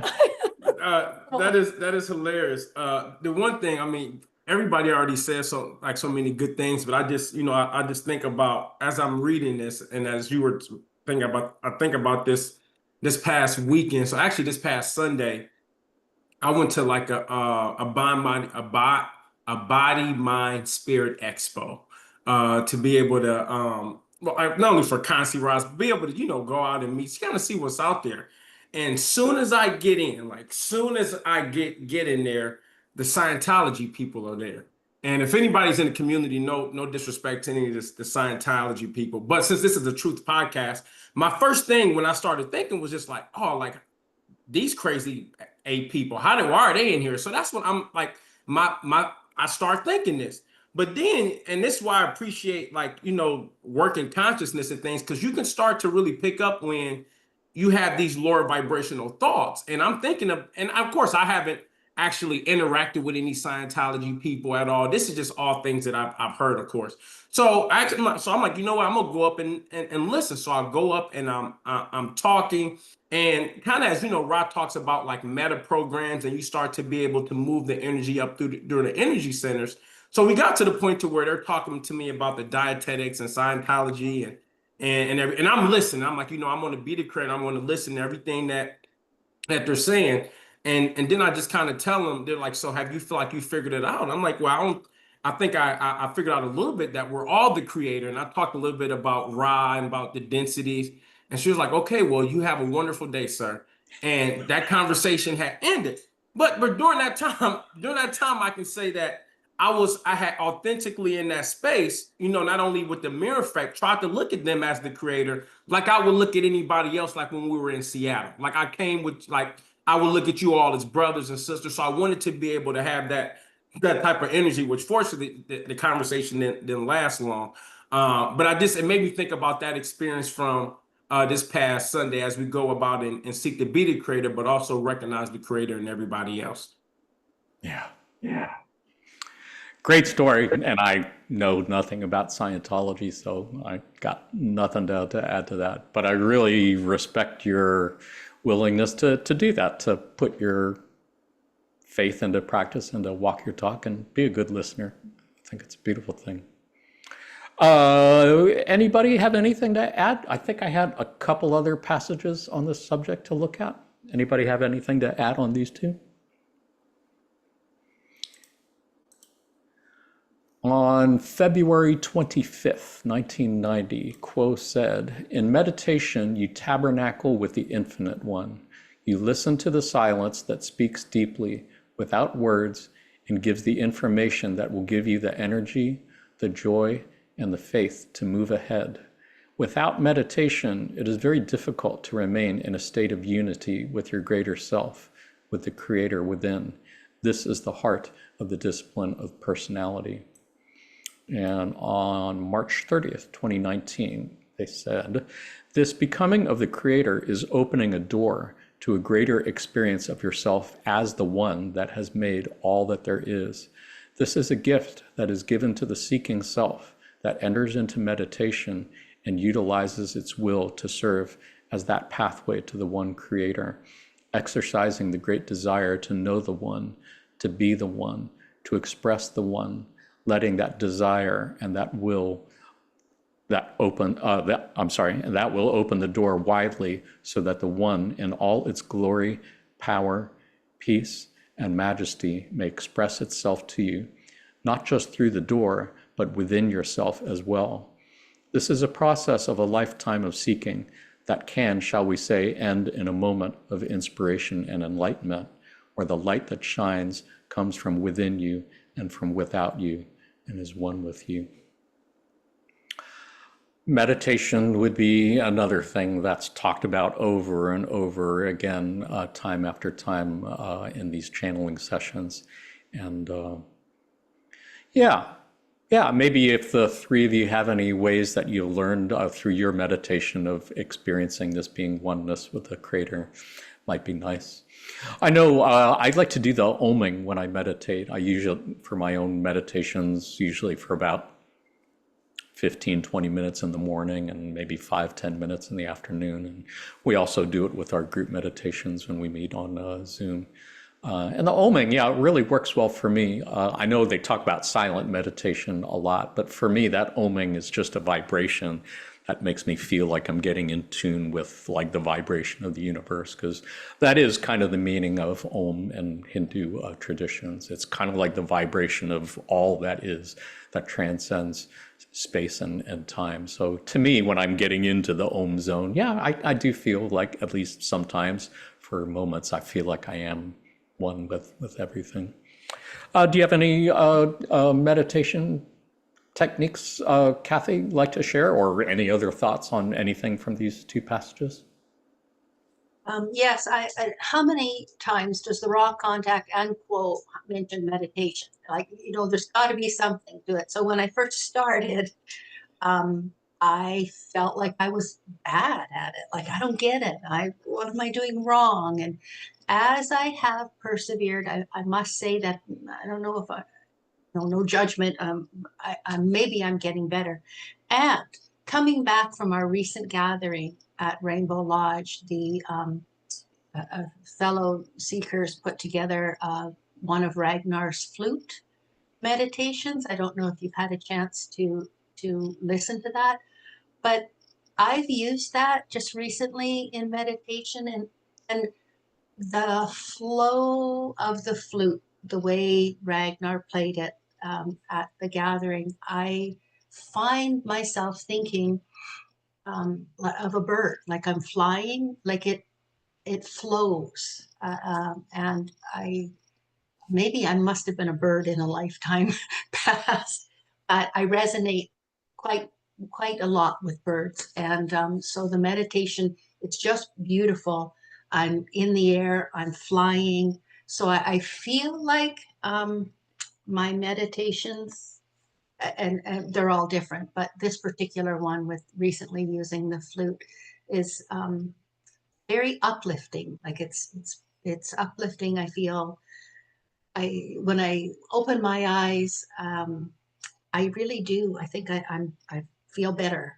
It uplifts me. So it's a beautiful thing. So It's keep with beautiful. I it. could totally understand that. There is definitely something about flute music. Yes, keep with it. If you're struggling, anybody out there struggling to meditate, keep with it. It gets better. Great advice.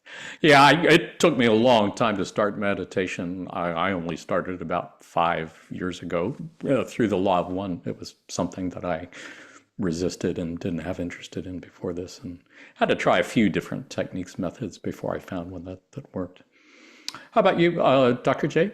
Any thoughts to share on meditation or whatever's in these two passages? Yeah, well, just firstly to agree with Kathy like that, that that thing that I forgot who made it, but it is absolutely beautiful. I mean, it is beautiful. So I Yeah. listened to it, and it is great. I guess the one tip that I would share that has helped my meditation has to be able to use earplugs. So these are the kind of cheap ones that I use. I started using them. Part of my routine is a few times a week.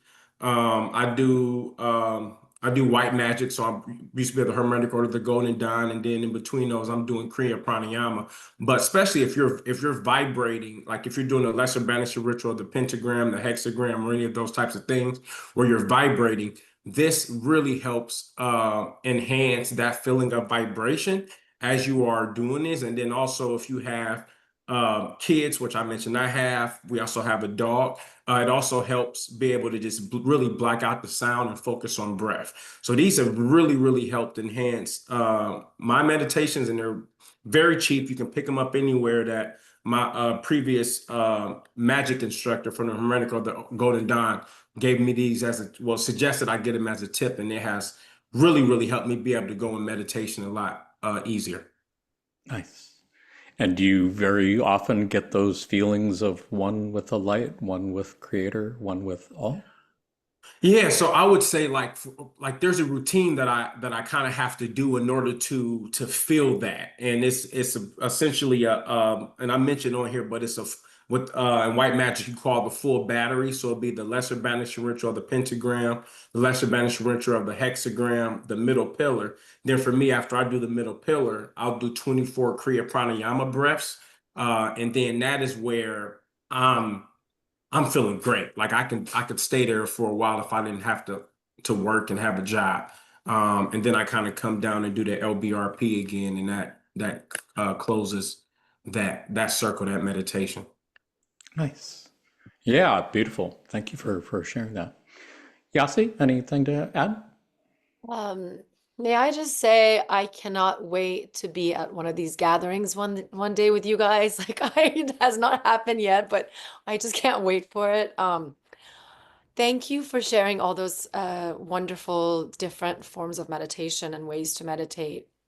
I think that the reason that it comes up so much in these teachings is because it's like, in my opinion, the way to get to all the rest of the stuff. And of course there are benefits to all the things that come from it, like the sitting still, the quieting of the mind.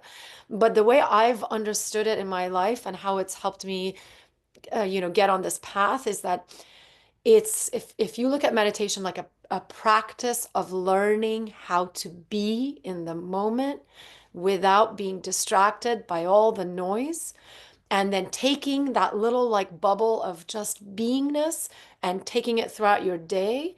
I think that's the main tool that then allows you to be consciously aware and present in every given moment. Be able to see a catalyst as it comes at you.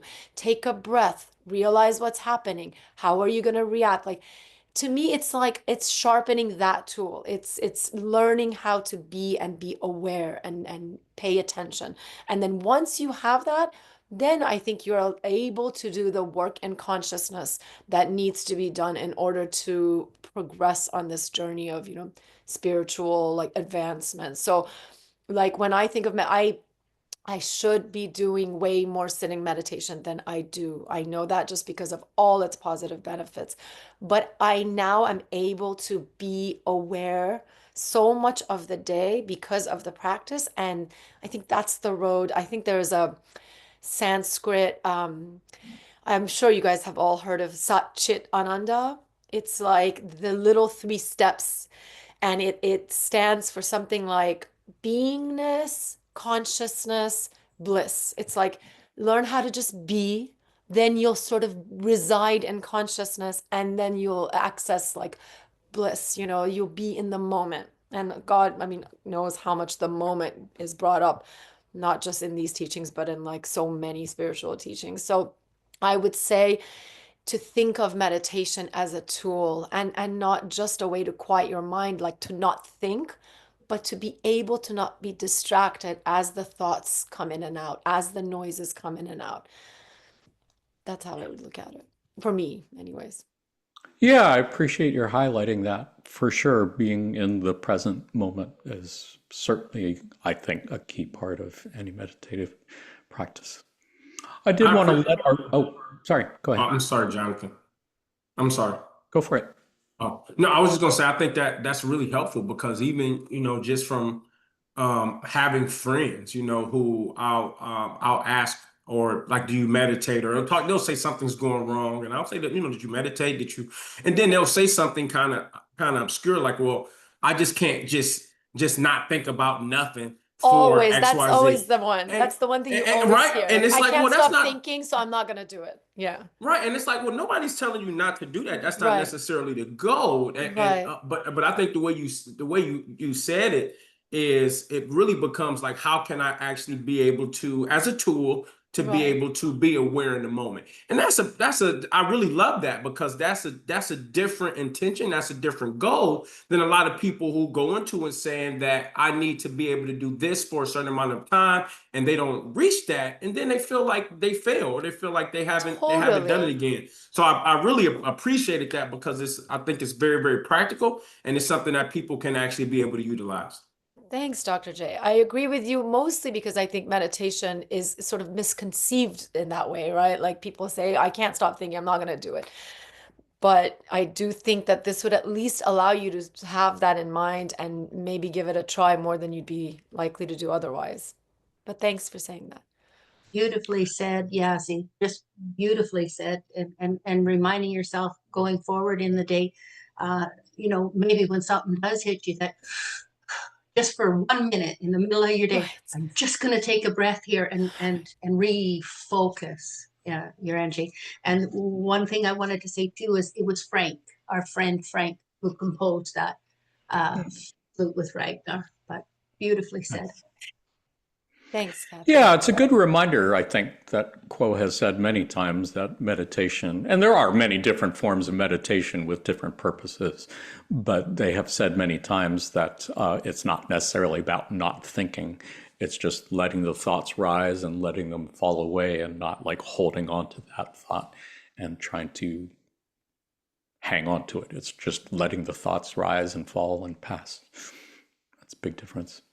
Did want to note for our viewers that we had a podcast episode on meditation, and it was number 7 because it was like really important and seemed worth doing early in the game. So yeah, a lot more discussion about meditation, different forms of meditation, different practices. So if you person watching on this viewer have not really found meditation to be helpful or have held off from trying it or have not found a way that works, check it out. Hope it works for you.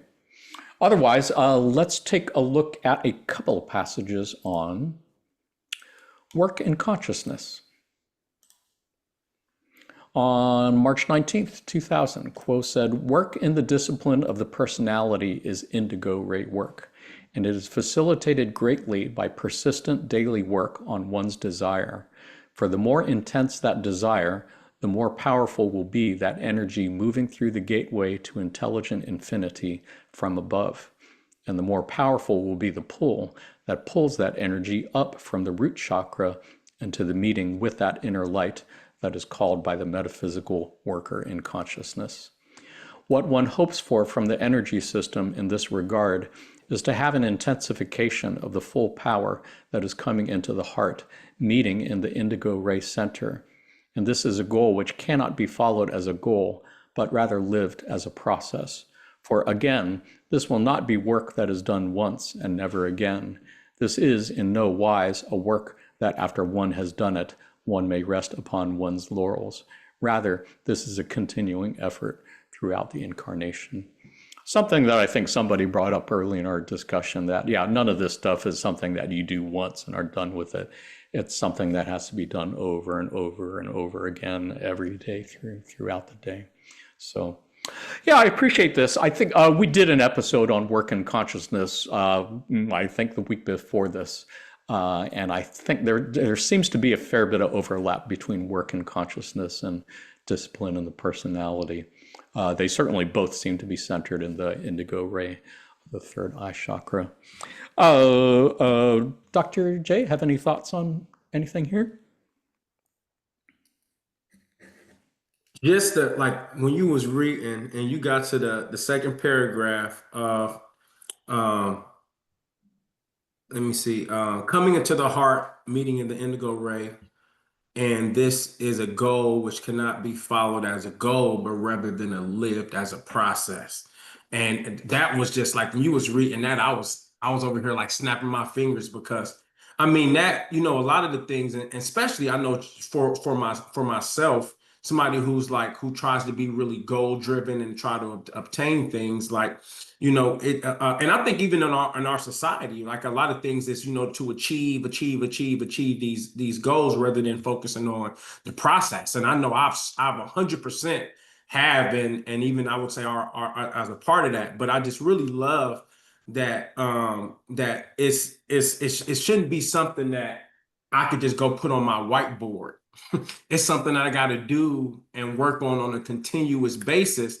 And then it also, I love it because it's like, okay, things vary. So one day you may not be feeling as good, but since it's a continuous process, you got an opportunity to do better and go harder the next day. So I really, when you was reading that, I was like, man, I feel like I got to go work out or go running or something. It gave me some energy. So I really, really love that. And I'll pass it after that. Yeah, beautiful, inspiring to hear you say that. I think I just feel myself energized also and motivated just from listening to you. And it's a good reminder that this incarnation might seem like it takes forever at times and that we can't wait to get back to where, but it is preciously short, and that every single moment we can spend is precious. And really appreciate your reminder on that. Yasi, anything to add?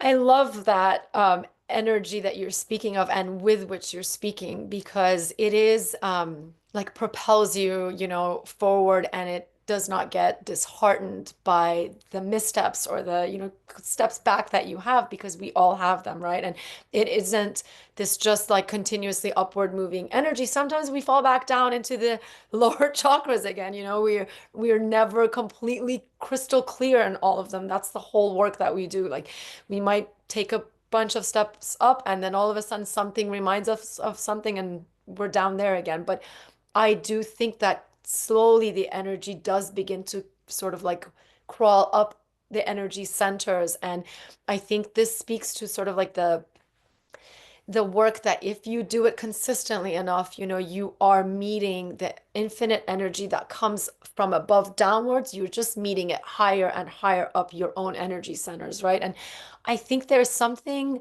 that propels you forward in that. Like, yes, it's work, it's daily work, it's persistent work, but there's kind of excitement in it, like there's a reason we do this and we talk about it all the time, because I don't know about you guys, but I'm pretty sure that you're the same as me in that I'm excited to do, mostly I'm excited to do this work every day. It's like the primary purpose of my life. And it is a daily thing, but it does like accumulate into progress that I notice and I see.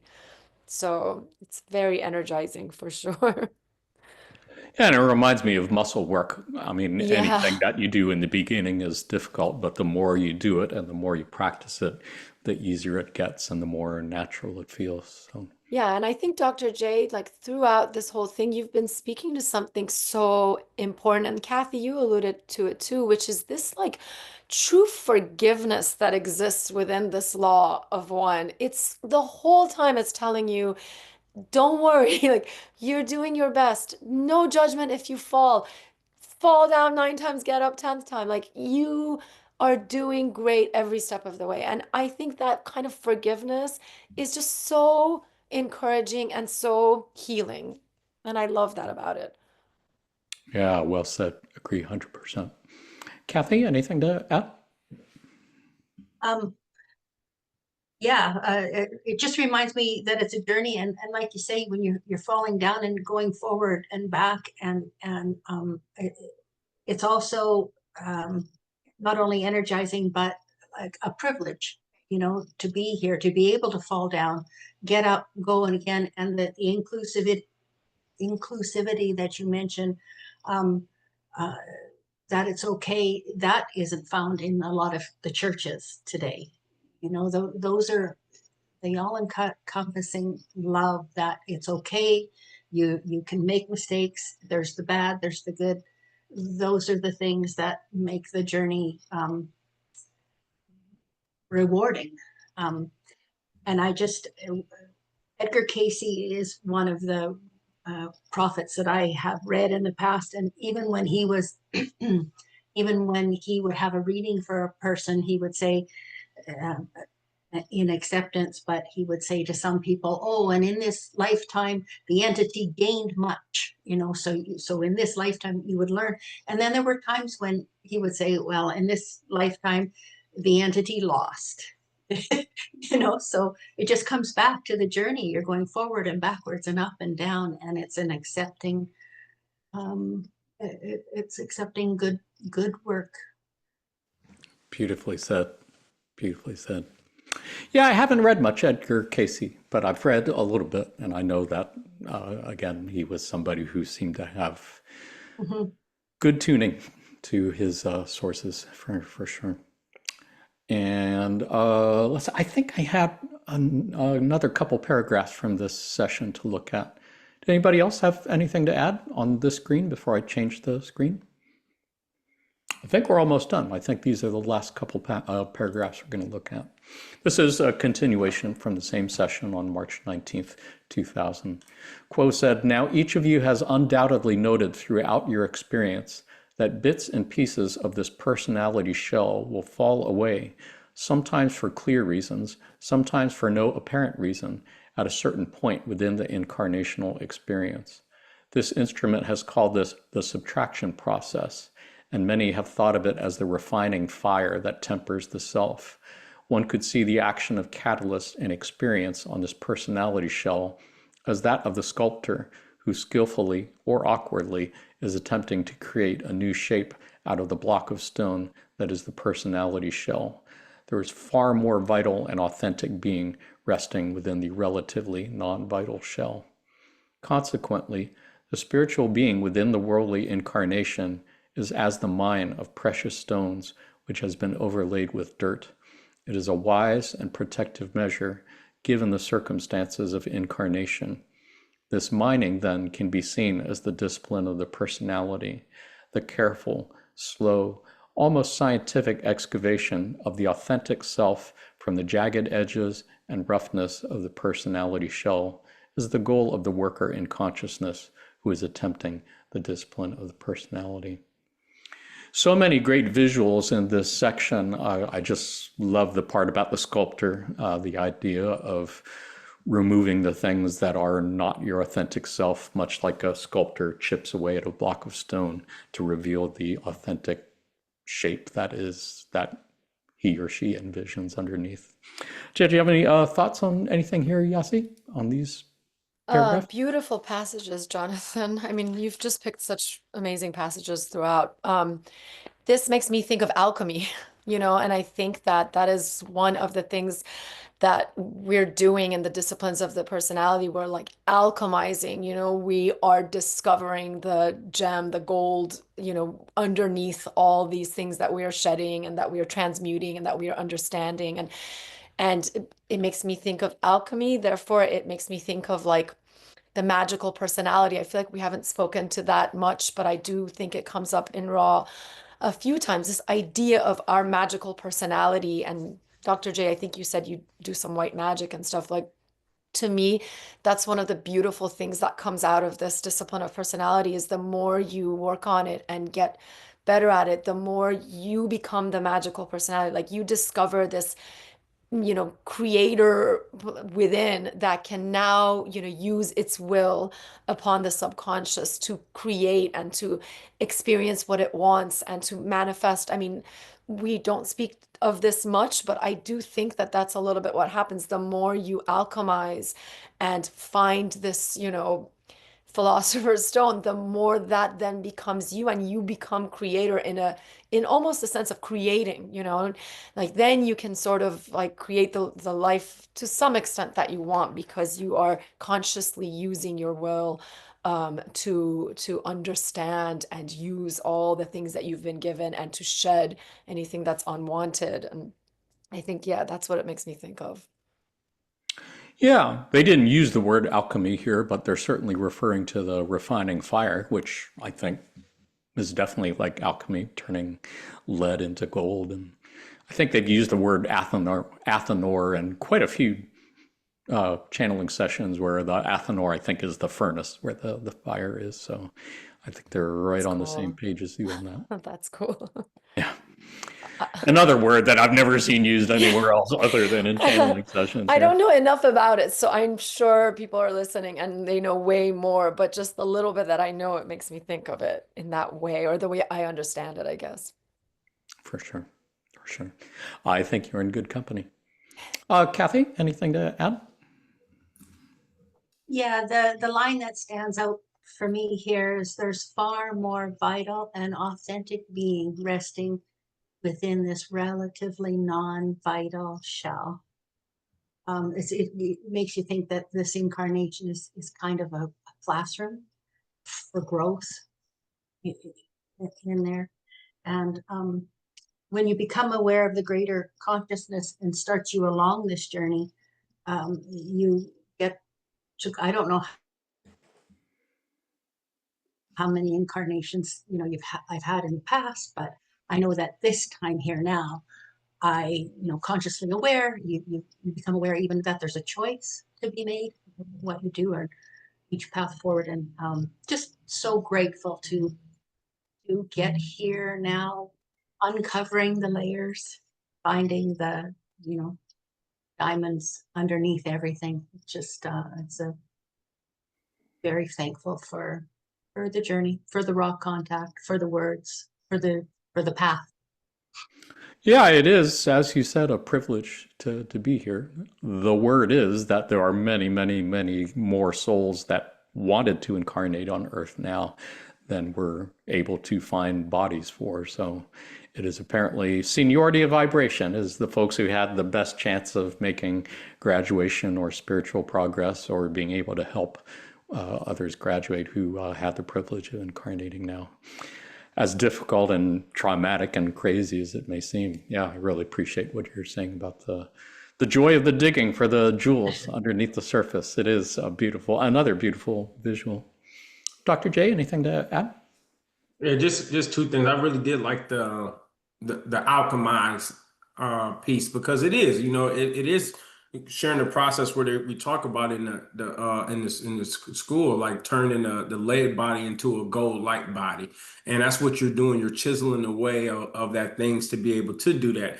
And the second thing that really stuck out to me is when in the first paragraph when Quo mentions the shell as that of the sculptor who skillfully or awkwardly is attempting to create a new shape out of the block of stone that is the personality shell. And again, that gives grace, that gives forgiveness. That long as you trying, you may not be doing it perfectly, you may be doing it awkwardly, but long as you at least showing up and trying.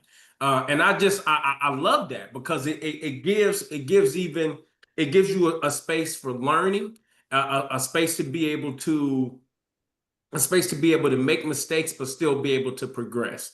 So the skillfully or awkwardly, and not or, but you can still be awkwardly and still progress, which I just love that. So the skillfully or awkwardly is what stood out to me. Yeah, it's beautiful that you picked up on that for sure. It's something that I appreciated as well. Mine's I think mostly it reminds me awkwardly.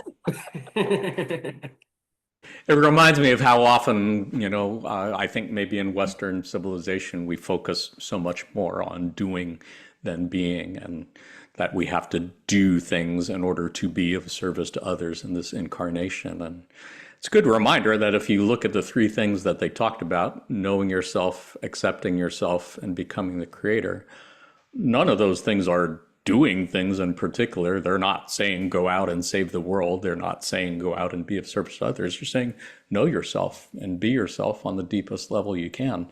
And that indeed is the best way to be of service to others and to the world. That's such a beautiful and liberating and empowering, I think, for me at least. Definitely. Anybody else have any other thoughts on this passage before we wrap things up? Jonathan, I listened to your last podcast on breath. I think that was the last one. And Susan and Grace, I wrote down who said what because I thought this applied to what we talk about. And now, especially with this alchemy thing, the idea of a crystal or a crystallized being, I think that we are trying to become more and more, or at least find more and more our crystallized version inside of us, or that gem. Like I imagine like an emerald, like a piece of emerald or a crystal, with all these facets, but they're like all the molecules are just perfectly aligned and they form this like beautiful reflective crystal. And we're sort of trying to find our way, shed all the stuff and discover that crystal within. And I think Susan had mentioned how it's like such a perfectly aligned thing. And then Grace said something about how crystals hold their resonance or frequency for like extended amounts of time. And I think as a goal of disciplining our personalities, it's a little bit of that, right? It's like coming to the frequency and resonance of just like calmness and beingness and love. And then how long can we hold that frequency, that resonance, despite everything that's going on around us, despite all the difficulties we might face or, others that we care about might face. So to me, it makes me think of like something to visualize as the goal of this, the disciplining of the personality. Appreciate your sharing that. Yeah, the Breathwork podcast episode was It great, was and I very really good. appreciated the teachings from Grace and from Susan and from Ben as Yeah, well. that was great. Did want to remind folks also that, yeah, Quo has countless times reminded us that we, in fact, are crystalline entities. We're crystals by nature. By nature, just by existing on planet Earth, we're taking that intelligent energy, that prana, that love light through the earth, passing it through our energy centers, distorting it in our own unique ways, and sending that out to the rest of the world. And that you're just by physically doing that, just by being, you're already completing your mission here. So great reminder. We did also do a podcast episode on crystals where we took a look at some of those passages and encourage folks to check that out on the YouTube channel as well. Any other last thoughts before we wrap up this discussion? Last thoughts on this passage? It's been a wonderful conversation, and I really, as always, learned from all of you. So I thank you for sharing. Where do we go from here? What are some takeaway lessons we might consider?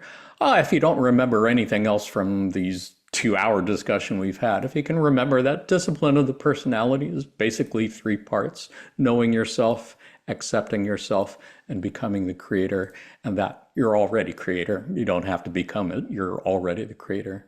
And that, discipline of the personality, work and consciousness seem to be 2 very similar things, and they both involve the indigo ray, the gateway to intelligent infinity, to being one with the universe, with all.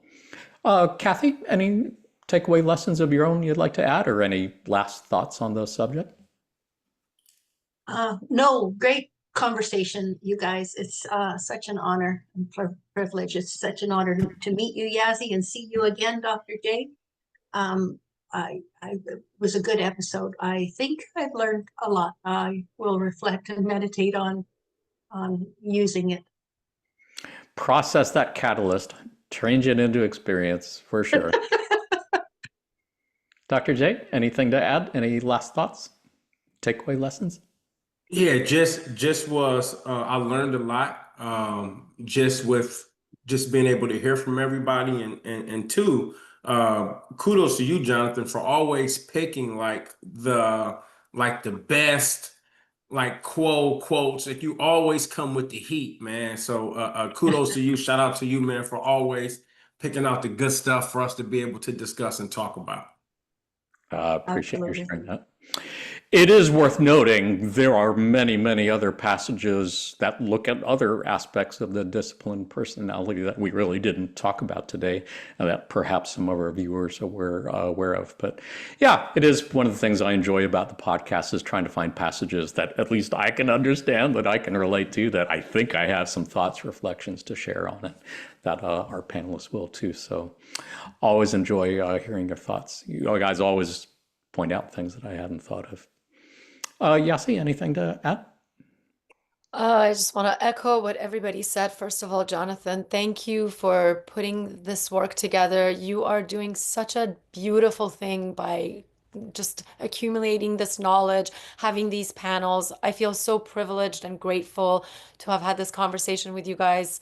I mean, all of you are such beautiful souls, and I'm really grateful for everything I've learned. And again, Jonathan, thank you for making this possible.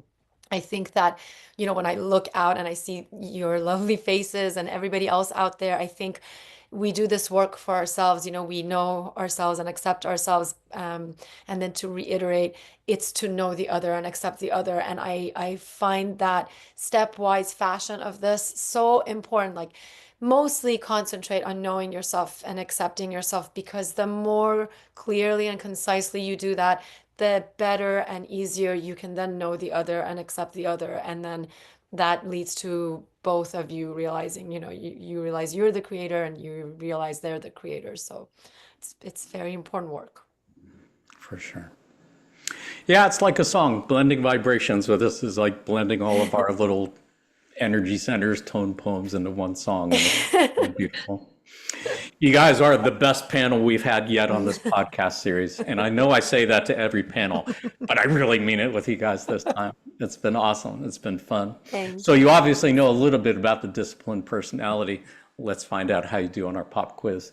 Yay. Pop quiz, of course, is something we like to do just to end our podcasts and our time together on a fun note. And maybe look for some loved one connections in pop culture.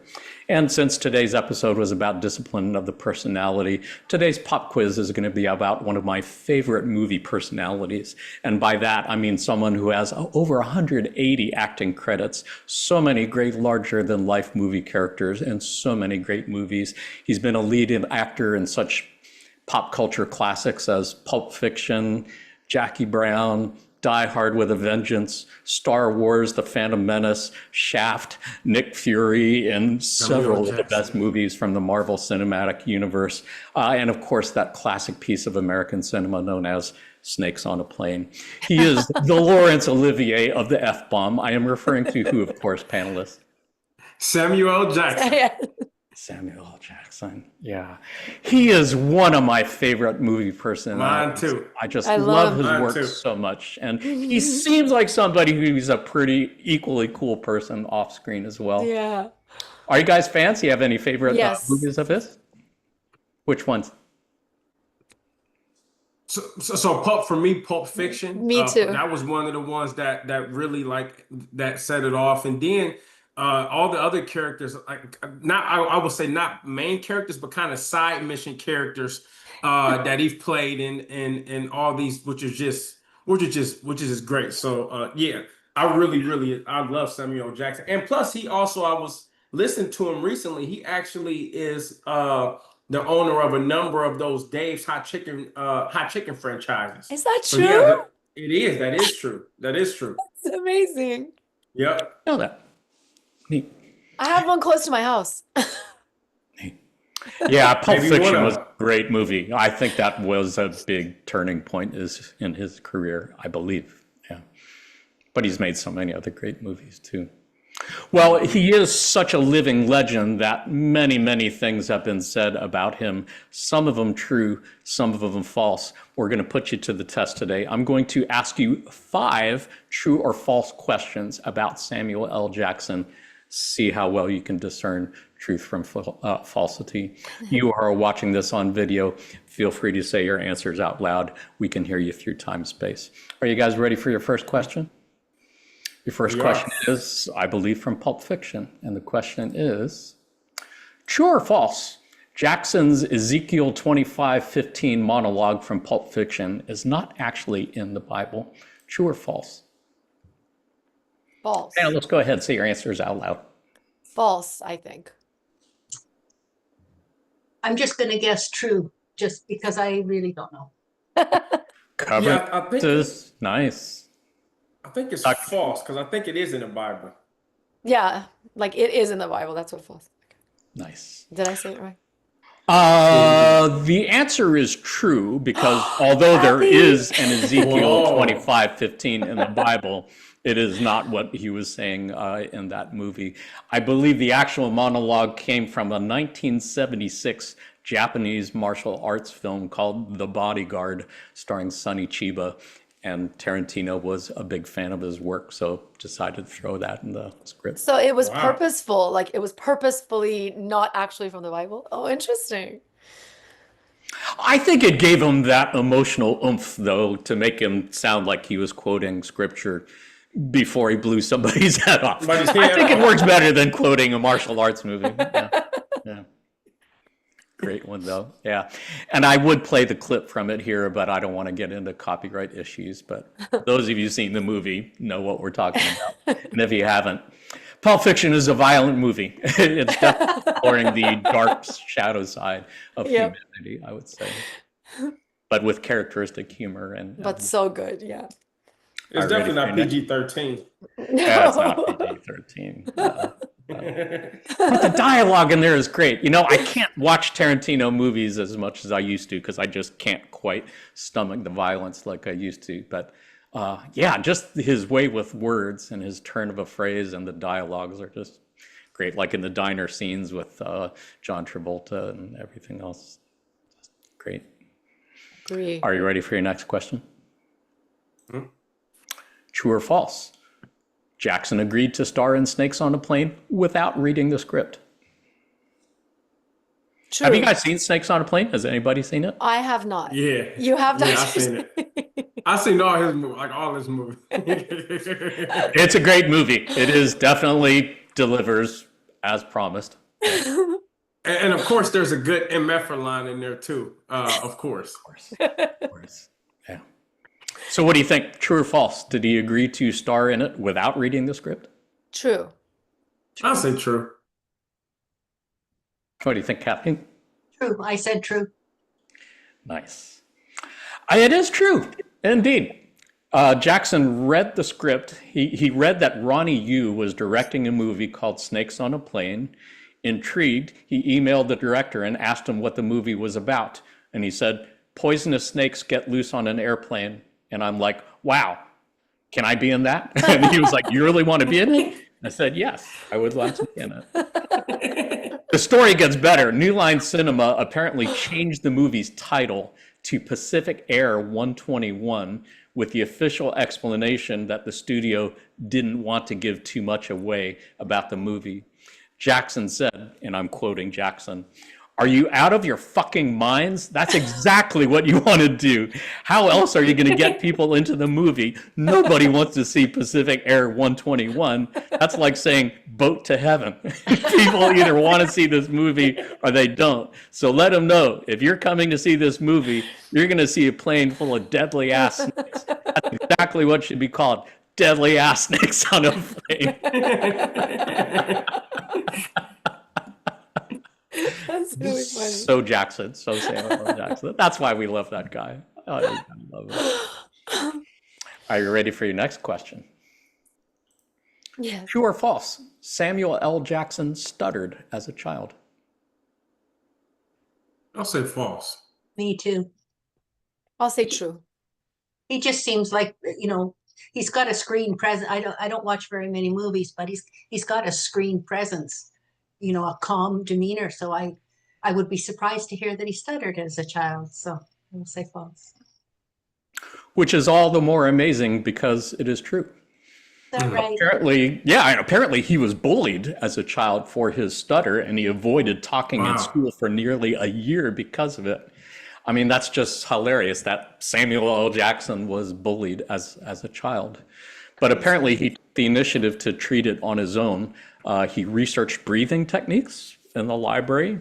And he also discovered that motherfucker was like a power word for him that enabled him to push himself beyond his fear of stuttering. So that F-bomb apparently became his superpower that made him the larger than life person he is today.